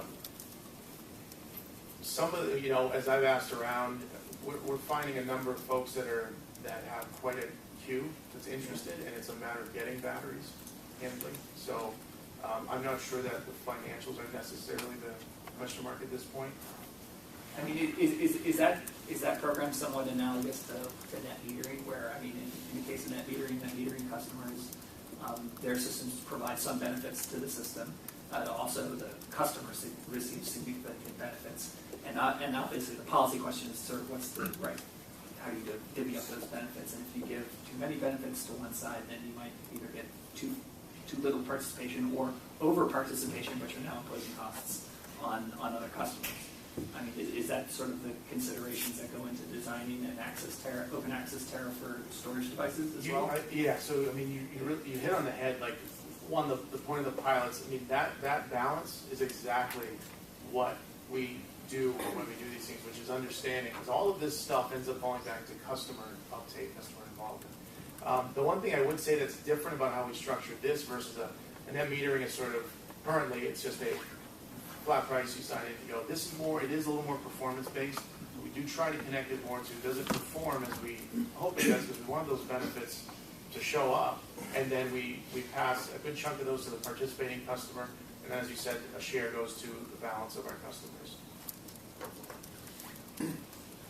Hypothetically, if you had greater participation in a bring your own device type of program, that type of program doesn't involve significant capital outlays by the company. That's correct. And so is it possible that once, if in the future a BYOD type of program becomes very successful, would it supplant the need to have something like the Powerwall program? I mean, we're sort of looking like, you know, we are not, by no means do we see the Powerwall pilot being the only option for customers to get batteries in the future, but do we think there's a role for us to continue to play as an option? I think so. And having optionality like the bring your own, and we expect to open the bring your own up even, you know, the intention there is to make that wider, not just batteries, but car chargers, water heaters, you know, anything that folks want to get. But, you know, us, I mean, the thing that is unique about batteries, as opposed to some of the other things, is it literally is probably one of the best distribution resource assets we've ever had in terms of its flexibility, what it can do. You know, we modeled the easily quantifiable dollar benefits around peak shaving, but as sure as I sit here, as we get more and more PV and we get more and more distributed generation, having a distributed resource like that at our fingertips to manage the system is just, it can act as a generation source, it can act as a load, it can manage voltage. I mean, it's one of the best flexible resources we have. That's why we think it is a good, in the right model, it's a good utility asset. But it's also, you know, having a bring your own is good too. Having customers be able to have the choice, I think, makes sense. Those are all my questions. Thank you. I have one follow-up, yesterday, which is, this is only, I'm questioning what I heard here, Sure. which is the column marked Powerwall only megawatts. This is your table on page 11. Yep. You said that's metered? That is actually metered? That's correct. Those are very round numbers. That's why I'm questioning. Well, it's actually 2.96. I did round that to 3, but Oh, yeah. okay. They would have come out a little differently. Yes, Okay, you are correct. I had a couple of questions for you. You said that the warranty with the battery is a 10-year warranty. That's correct. What's the actual expected life expectancy of the battery? How long, if at all, after 10 years will it still be useful? I mean, so what you end up having is, at the end of 10 years, most of the time, a battery that just has a lower energy capacity, a state of charge, they guarantee 70%, and that really depends on how many times you use the battery. That's guaranteed, I should just say, that's guaranteed to be at 70% if you use the battery about 300 times per year.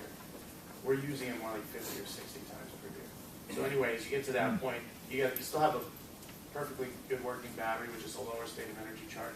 We modeled it out working with Tesla for some batteries going another 5 years, but essentially what we said is, you know, after 10 years, we'll assume they just start failing for one reason or another and sort of take the amount that's out there down. But I don't think it's unreasonable to think you'll get batteries out 15 years.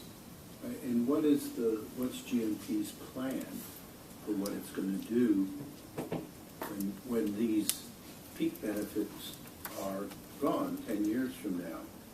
Do you have a plan in place?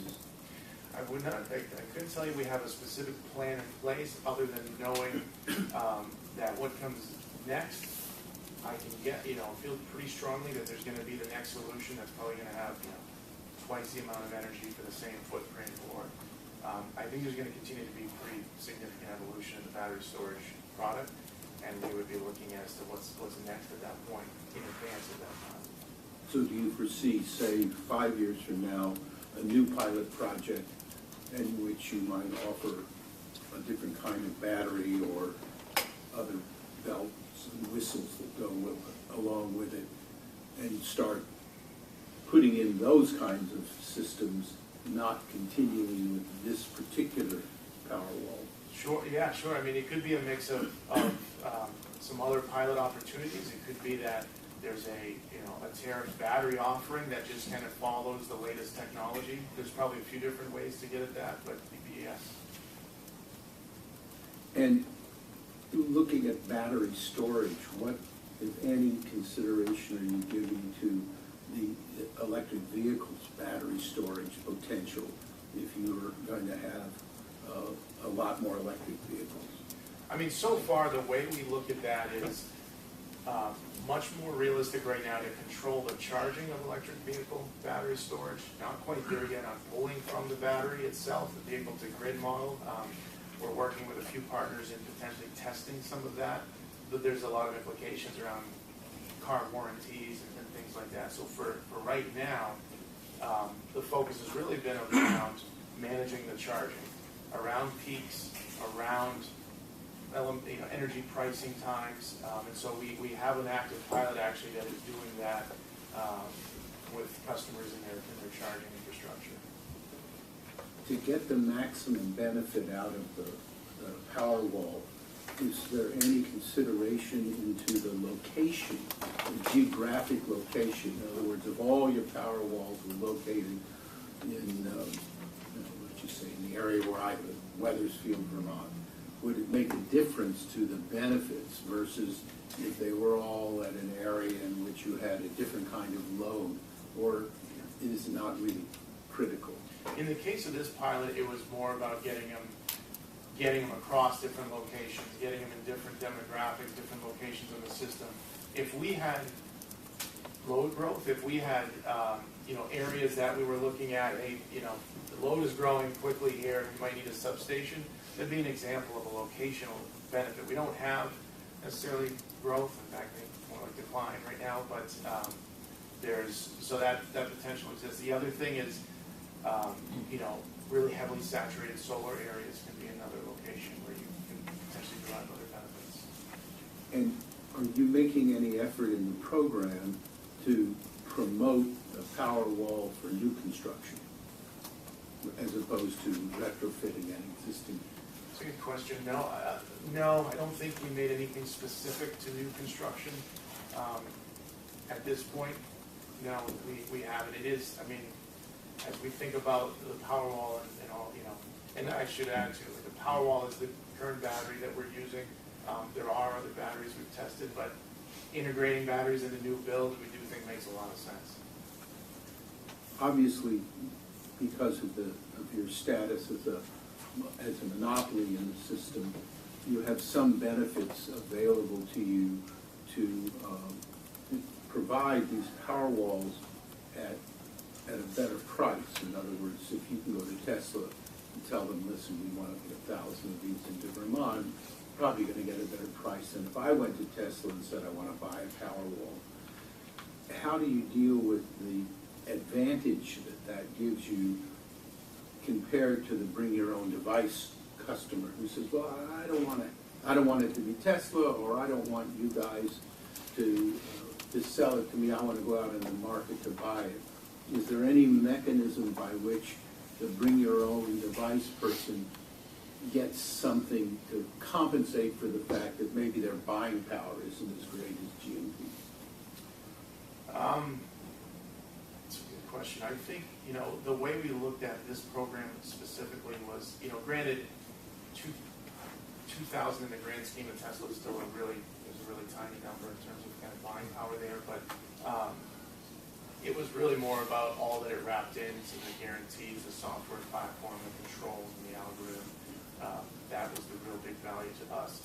You know, if there's opportunity, I think an ideal thing would be, yeah, you know, bring your own option rolls out, and there's enough interest to work together or work with other utilities in Vermont. Say we have another, you know, tranche of battery needs, and go out and find whether it's Powerwall or another solution. How can we aggregate and make it, you know, more cost effective for everybody? That would be something we would explore for sure. And just one question about the heat pump, hot water and those, as well as the Powerwall people.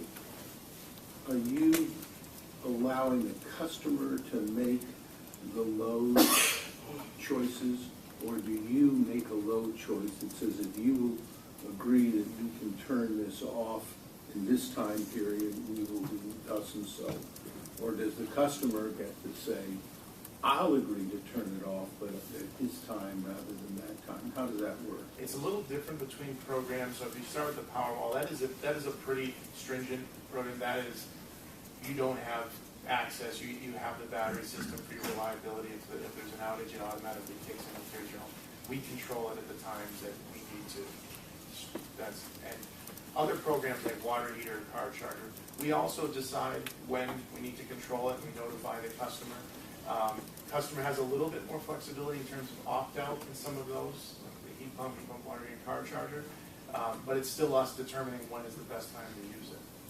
And what, if any, education do you give to the customer about their own load control? Let's say there's a blackout. The battery is now operating. If they run the whole house with the battery, they're going to use up a lot more than if they decide, well, maybe this isn't the best time to turn on the clothes dryer, or, you know, maybe I can read a book and not watch TV, whatever. Do you have an education program to help them stretch out the time period that battery may benefit them? You know, any chance we get when we talk to customers, we do explain that. Do we have an education program on that? Probably not a great one. I think it's something where when we talk to customers and have the opportunity, we do talk about, you know, remember, when you do flip into outage mode, reducing your consumption is going to allow you to last the longest. But is there like a formal program there? Probably not right now. So the customer, unless they're very sophisticated about it, might not know that this device, which they could or could not turn on, is a lot more likely to use up the power faster than this other device. There's nothing you're doing to explain to them, these are the things you really ought to try to turn off if you can. We, again, when we do talk to customers, we do hit some of the key ones, like, you know, if you are in island mode, avoid using your oven and dryer. And if for some reason you put your hot tub on the thing, like, don't do that. And so we hit some of the big ones, you know, just as a reminder. That's probably the extent of it at this point. I don't have anything else. Do you recall a line of questions from Mr. Burke about recourse GMP would have with respect to customers who either shoot or hit their power walls? And I believe you said you either didn't have knowledge of that recourse or didn't have recollection. Is that correct? Yeah, our customer agreement with the customer lays out some of that. I don't, and without it in front of me, I can't recall exactly what it is. Is there another GMP witness present who could speak to that, or alternatively, would GMP be willing to file the customer agreement in this case? We'd be happy to file the agreement. Yeah, So we have an information request and provide it. Does it mention shotguns?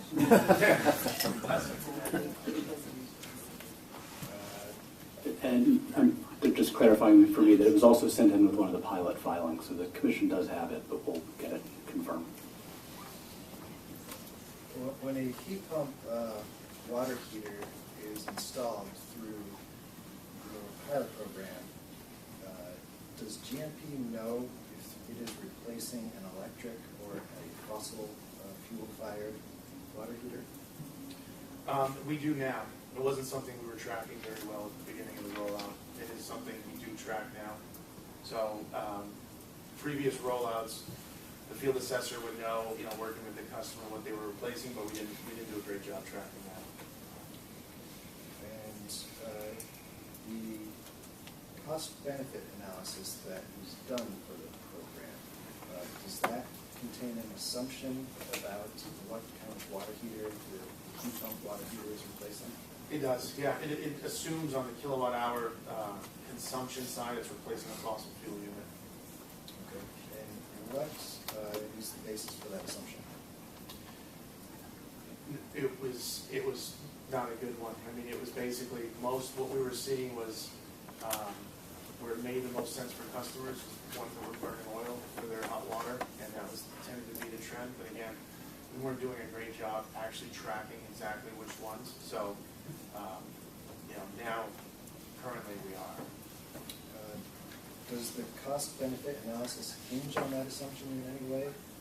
For example, if the heat pump water heater was replacing an electric resistance water heater, how would that make the cost-benefit analysis look as opposed to replacing an oil-fired water heater? It would lower, I would say it would lower. There would be less kilowatt hours, less kilowatt hour margin in that case.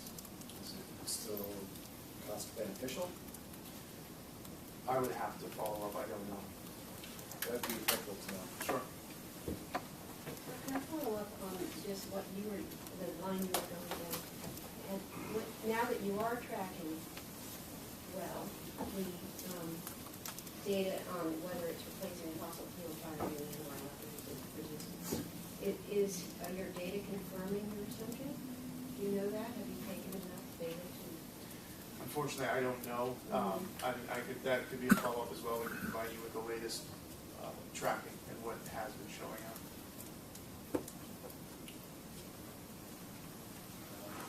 The department has challenged both the Tesla Powerwall and the heat pump water heater projects. Are you aware of that? Yes.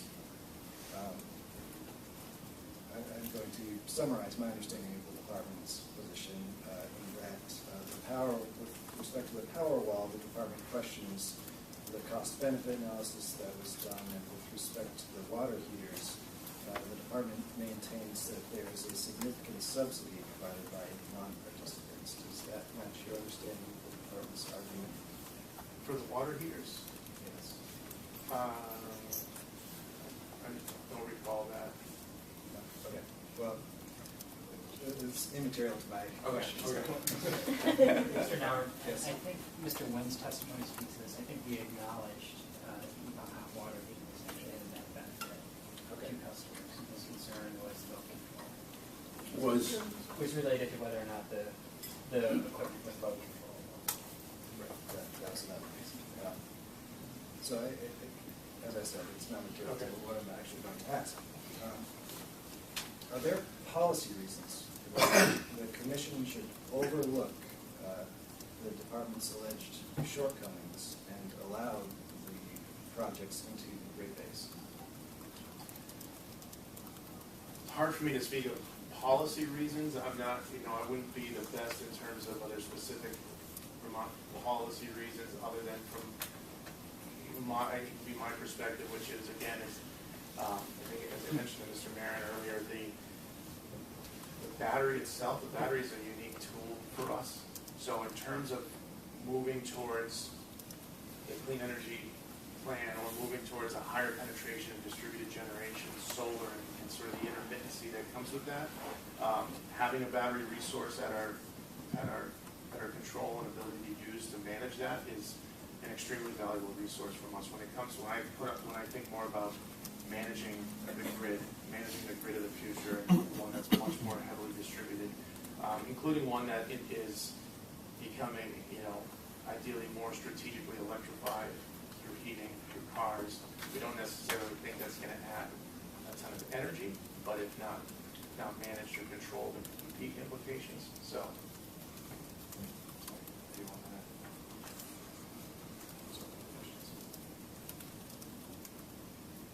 I just have one more. You're familiar with the the concept called loss leader?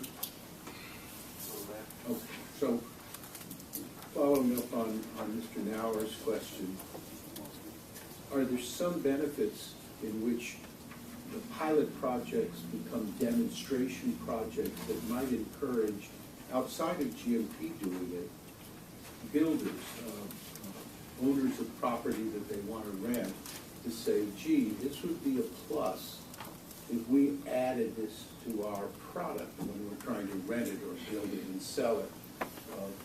Is any of that a consideration that enters into how you value, other than just for the moment, are we actually getting more dollars out of doing this than we would get out of not doing it?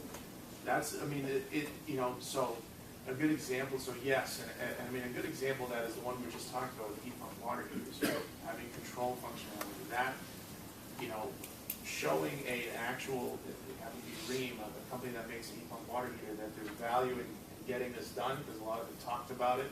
And now we can show, like, here's a pilot, here's customers who are interested, if we can have that access to control.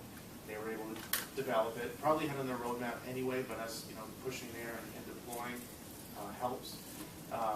And then this is why, we do talk about this stuff a lot, everything we're doing to get it out there, because the hope is it becomes replicated, not just within Vermont, but outside of Vermont.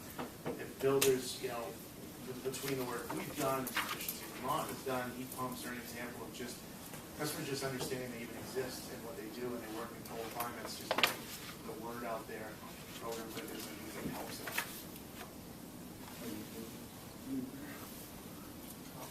I have a follow-up, I believe, Mr. Mann. I'm not sure how I can't recall how we do this. You go first, and then I. Usually we do follow-ups based on the commission's questions, and then finally, you get the last questions on your read. That sounds good to me, thank you. I can handle my follow-up. I have a few in response to some of your answers. Sure. The first is the heat pump hot water heater tracking that you discussed. When did GMP start doing that? It was July or August. It was recently, this summer. It might have been a little earlier, but I think it was right around there. And you talked with Mr. Marin about feasibility of, for lack of a better word, chasing peaks. And I asked you earlier about whether or not other utilities in ISO New England are starting to do residential solar. Storage. Residential solar storage, battery storage. So, would you agree that if that were to occur and there were a relatively robust build-out of residential battery storage throughout New England, that would make chasing peaks more challenging?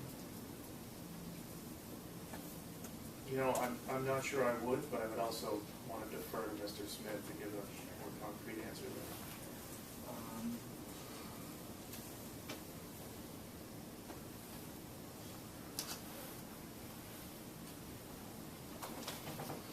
I think that's all I have. I have just a few questions, I think, maybe only one or two.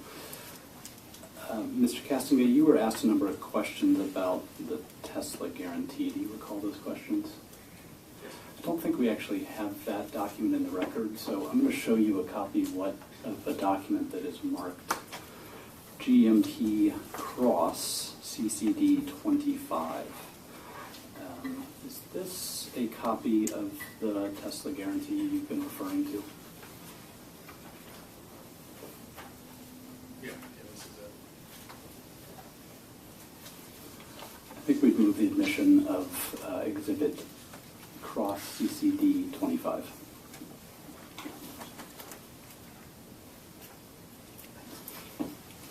Bert? I would just have one question about that. That relates to its admissibility? Oh, no, I'm sorry, I don't object to that. Sorry. Excuse me. Okay, so GMP Cross CCD, that's like dated, right? Yes. 25 is admitted. Thank you.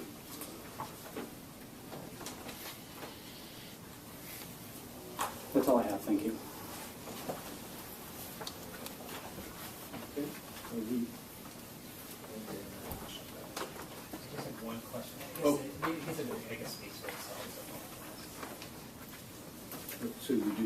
No, I don't. All right.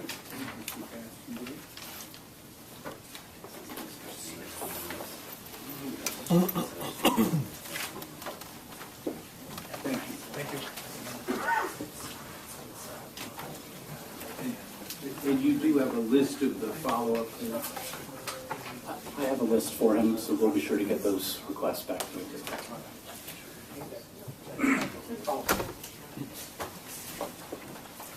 I believe our next witness is Mr. Smith.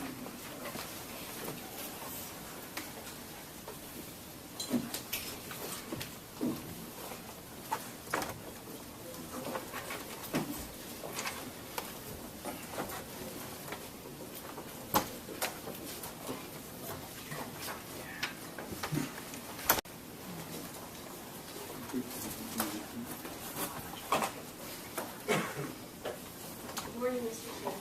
Good morning. Do you swear or affirm under penalty of perjury that the testimony you are about to give is the truth, the whole truth, and nothing but the truth? Yes. Good morning, Mr. Smith. How are you? Good morning. You doing all right? Good. Can you state your name and your position with GMP for the record? Douglas C. Smith, title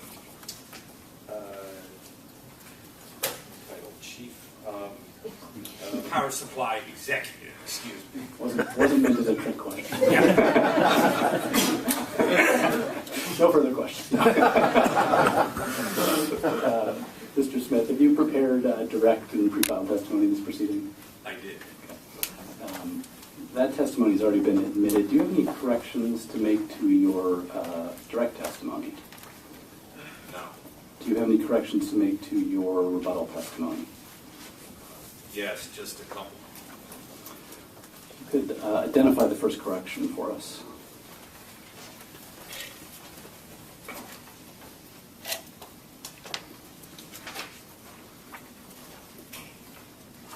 Okay. In the rebuttal, looking at page 31, line 4,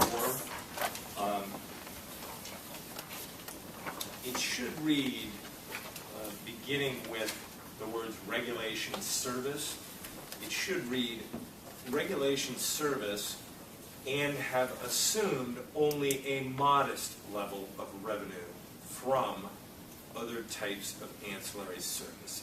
So we're adding the words and have assumed only a modest level of revenue. Do you have any other corrections? Yes, we could look at page 35, please. On line 8, there's an exhibit reference. It presently says exhibit GMP DCF 2, referring to our April 2018 filing. I think it should refer to exhibit GMP DCS 25, which was part of our rebuttal file. Sorry, can you tell me The page number is page 35, line 8? line 8. That reference to exhibit 2 should be 225. Yes, And then the from April 13th, 2018 initial filing should be struck. correct. Okay. And do you have any further corrections?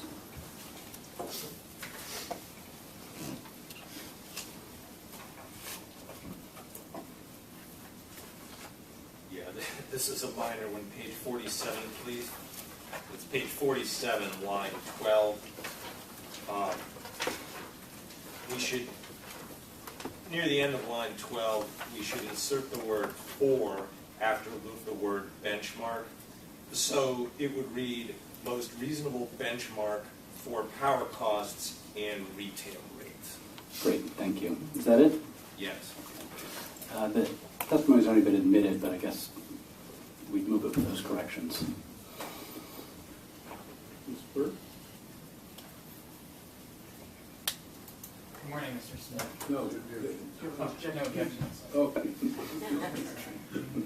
Sorry. I didn't think you would, but you shot at it. the witness is available for cross. Good morning. Morning. I assume you were present during Mr. Cassidy's testimony.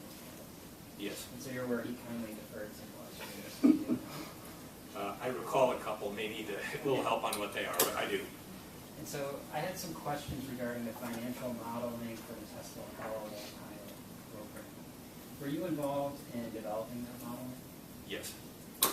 And when you were preparing that modeling, at any point did you use variations to the projected R&S for capacity savings to identify, for lack of a better word, a break-even point for the project? In other words, did you identify a combination of R&S and capacity savings values, which they went below that projection, that the project would not be economical? And if I could, I assume by economical, are we referring here to lifetime benefit cost, for example, present worth? Yes. Okay. At the time, no, I did not conduct a structured analysis. And that's primarily, my judgment was that was not necessary based on the nature and scale of this resource and where the revenue streams are coming from. I would elaborate if you want, but that's the short story.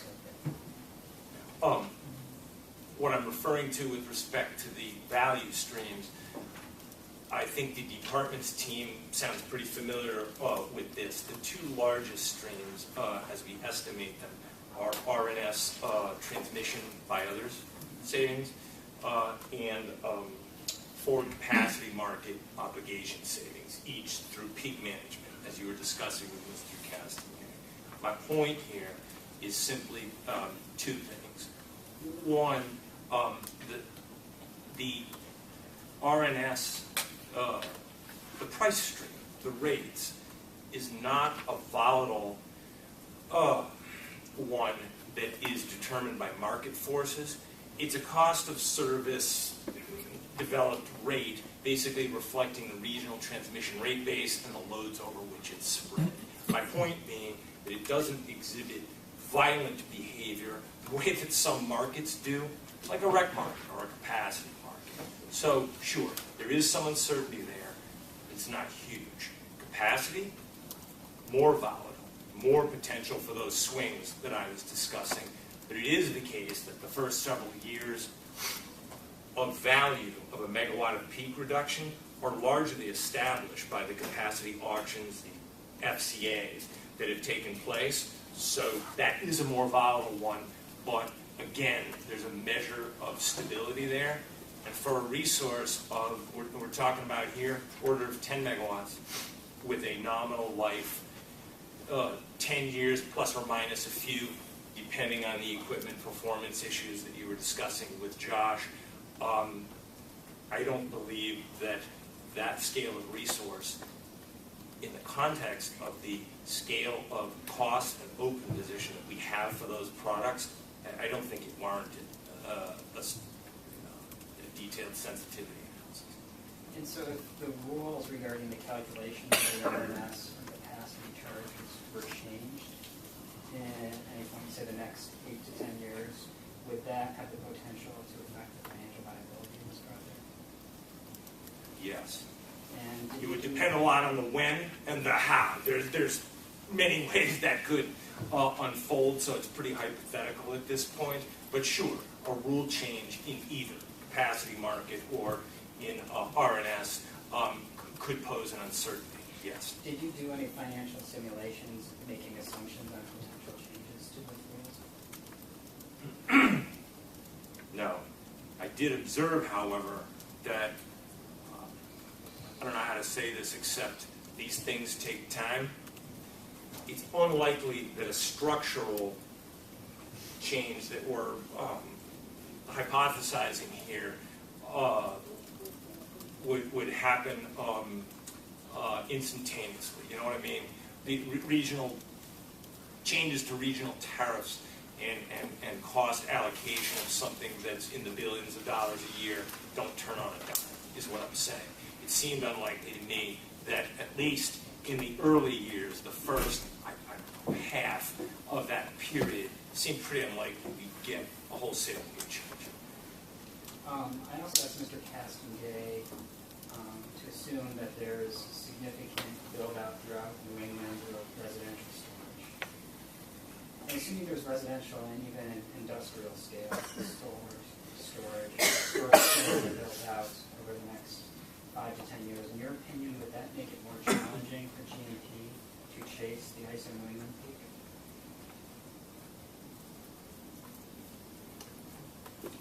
It would depend on how those programs are structured. If they're the same as ours, the balance of access that Mr. Castengay discussed, how that is weighted between the sponsors' use for peak shaving versus other purposes. But yes, I think of that, I think of your example, a widespread deployment of storage, if we assume, as you are, that they are acting in a load-reducing fashion, that could widen the peaks a little bit. And you used the phrase widen the peak there. Assuming the peak is wider, that would therefore require GMP to draw on their storage capacity for a longer period of time. That's the idea. That's what I had in mind. I think we have some margin for that in our model, but that's a downside risk. And you and Mr. Castengay have both discussed the difference between the RNS and the capacity charge.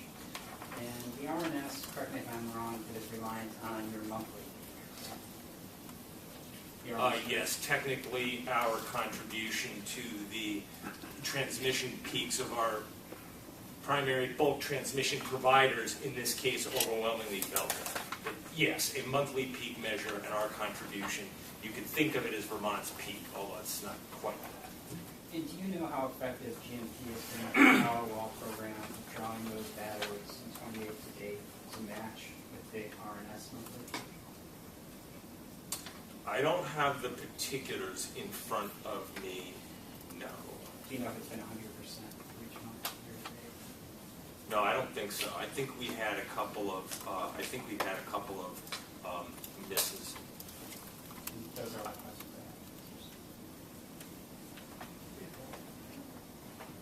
Following up on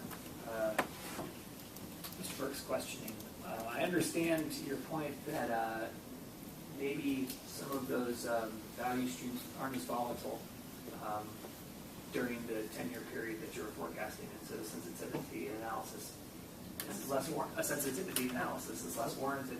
But isn't it also true that this, as Mr. Castengay was describing, this project flips very late in that 10-year period?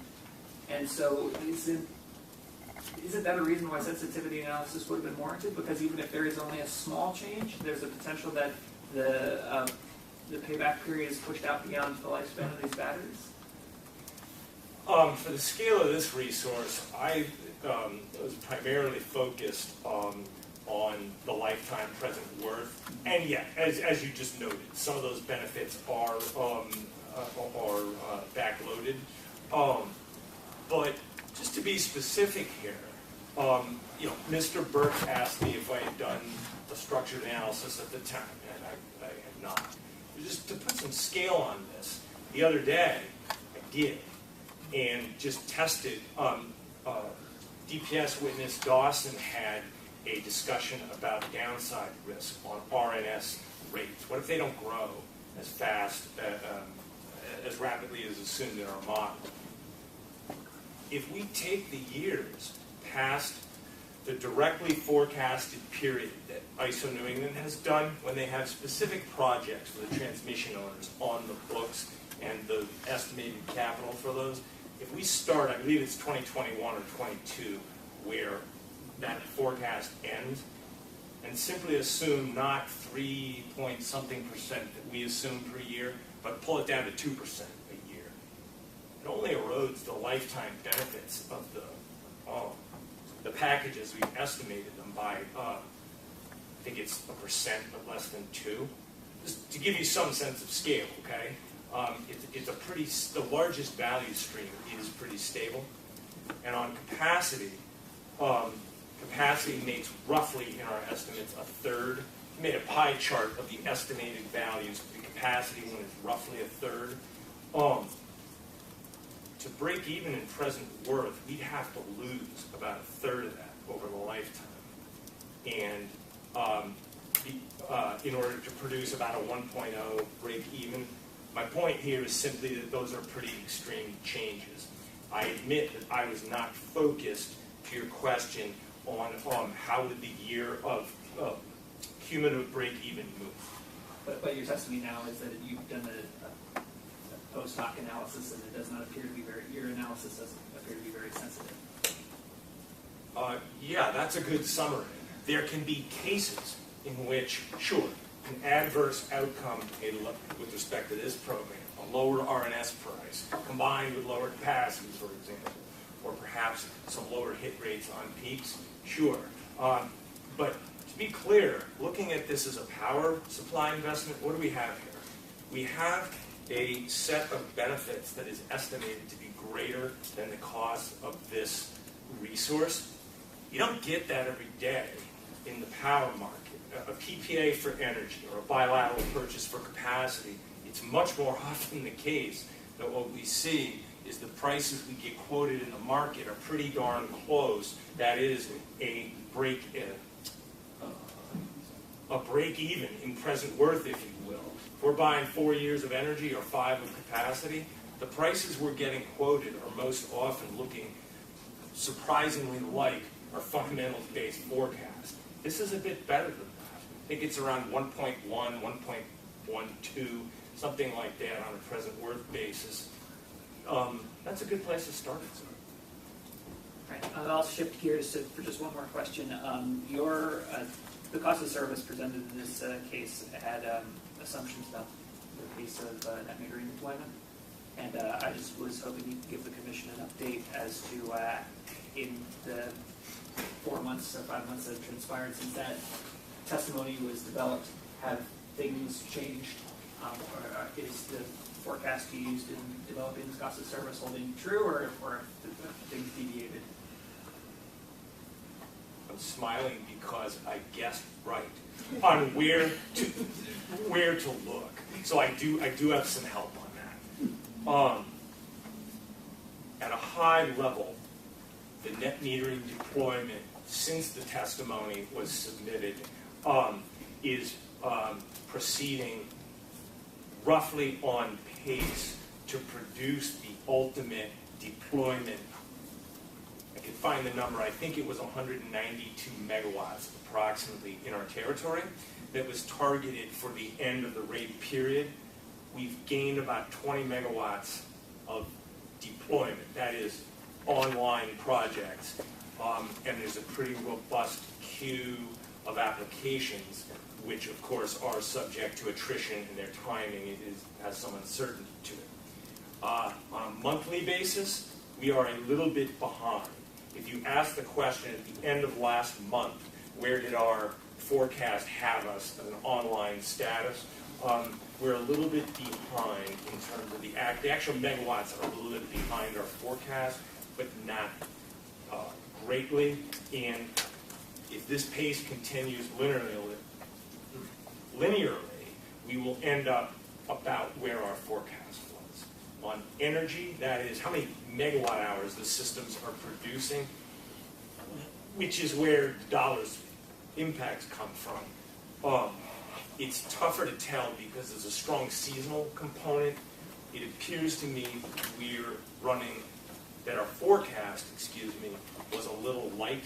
That is to say, the capacity factor of the solar fleet is running a little bit high compared to the numbers underlying my testimony, but not amazingly so. So on balance, I would say we're in the lane. Thank you. Mr. Smith, I wanted to talk to you about your testimony, your rebuttal, starting at page 45.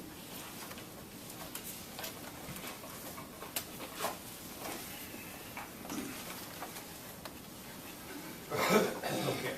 And in a previous time in your career, when you worked at Capra Associates, forecasting was a big part of your responsibilities, as was the work of what happened, correct?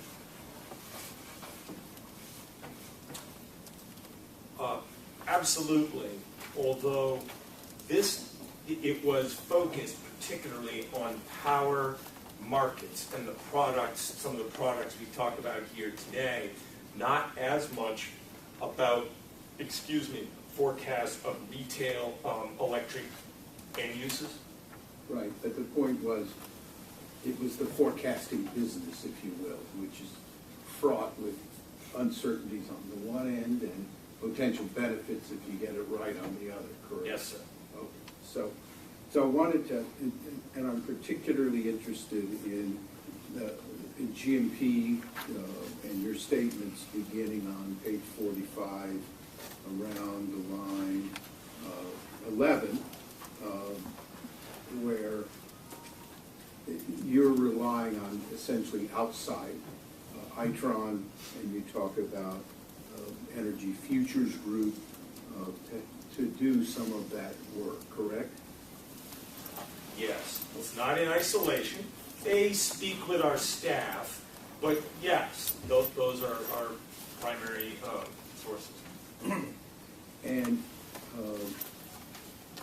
I take it that in making projections about how much electric sales you're going to have going into the future, you have to evaluate what programs are you encouraging that might expand electric use and what things are going on that might reduce electric use, like energy efficiency, which is going to reduce use, customers using solar instead of buying their power from GMP, that's going to reduce the use. Yes. Heat pumps, electric vehicles, etc., that's going to increase the use, right? In general, yes, I'm with you. Okay, so what I wanted to focus on is the, if you will, the mindset or the apparent mindset of Itron in making its predictions and your evaluation of whether or not their mindset reflected a bullish or a bearish view of the growth and the focus particularly here on electric vehicles. Okay, so that's kind of what I want to talk with you about. Let's start with the chart that you produced on page 47, actual versus forecast installed solar net metering capacity. And I wondered whether or not you had done an analysis of what that looked like in, let's say, FY10, as opposed to starting at FY15.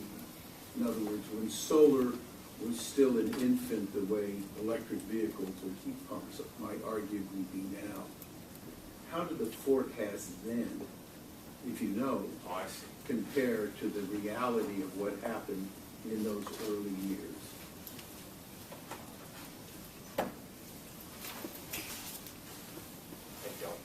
I don't know how those turned out. In part, the reason I haven't gone back is that the scale was not that much at the time. I'll leave it there, so I don't.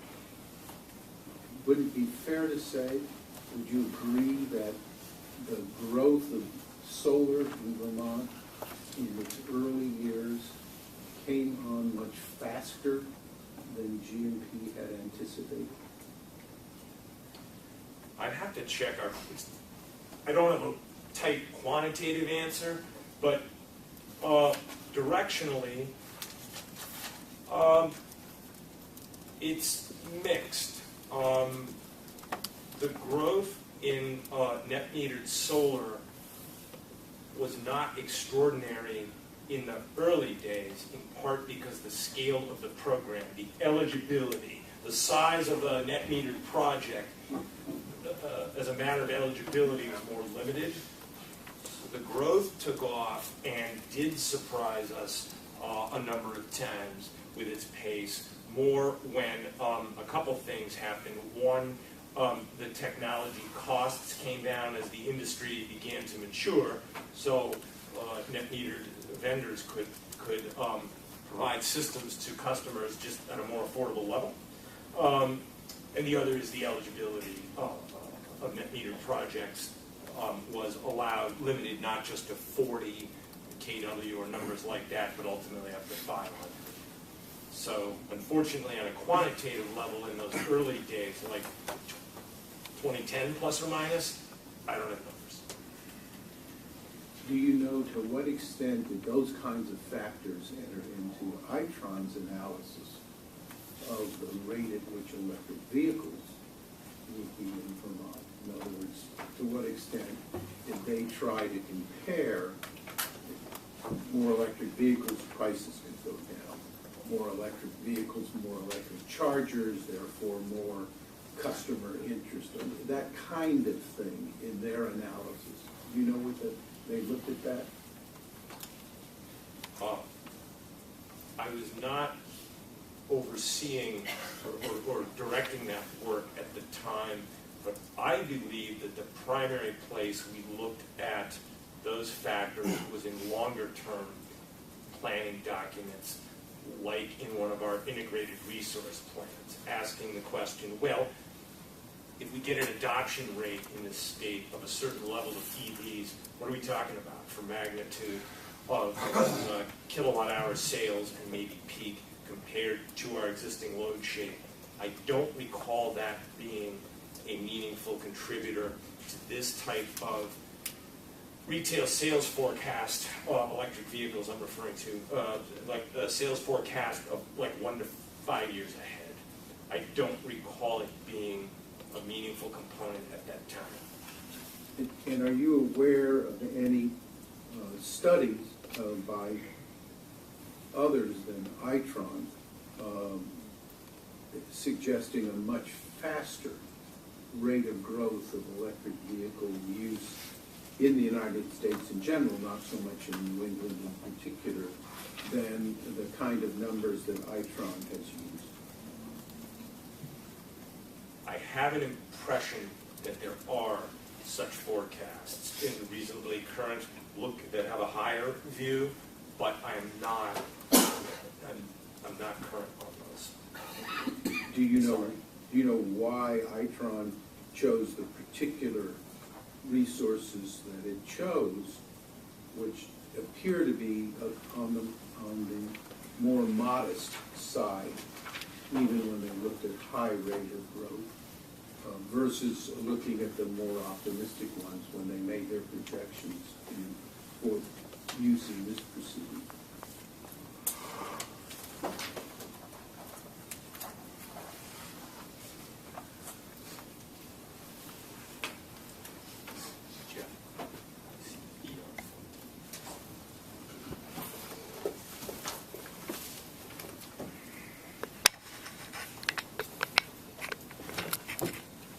You'll see in your answer on page 49, at lines 19 to 21, you say which data sources, but you don't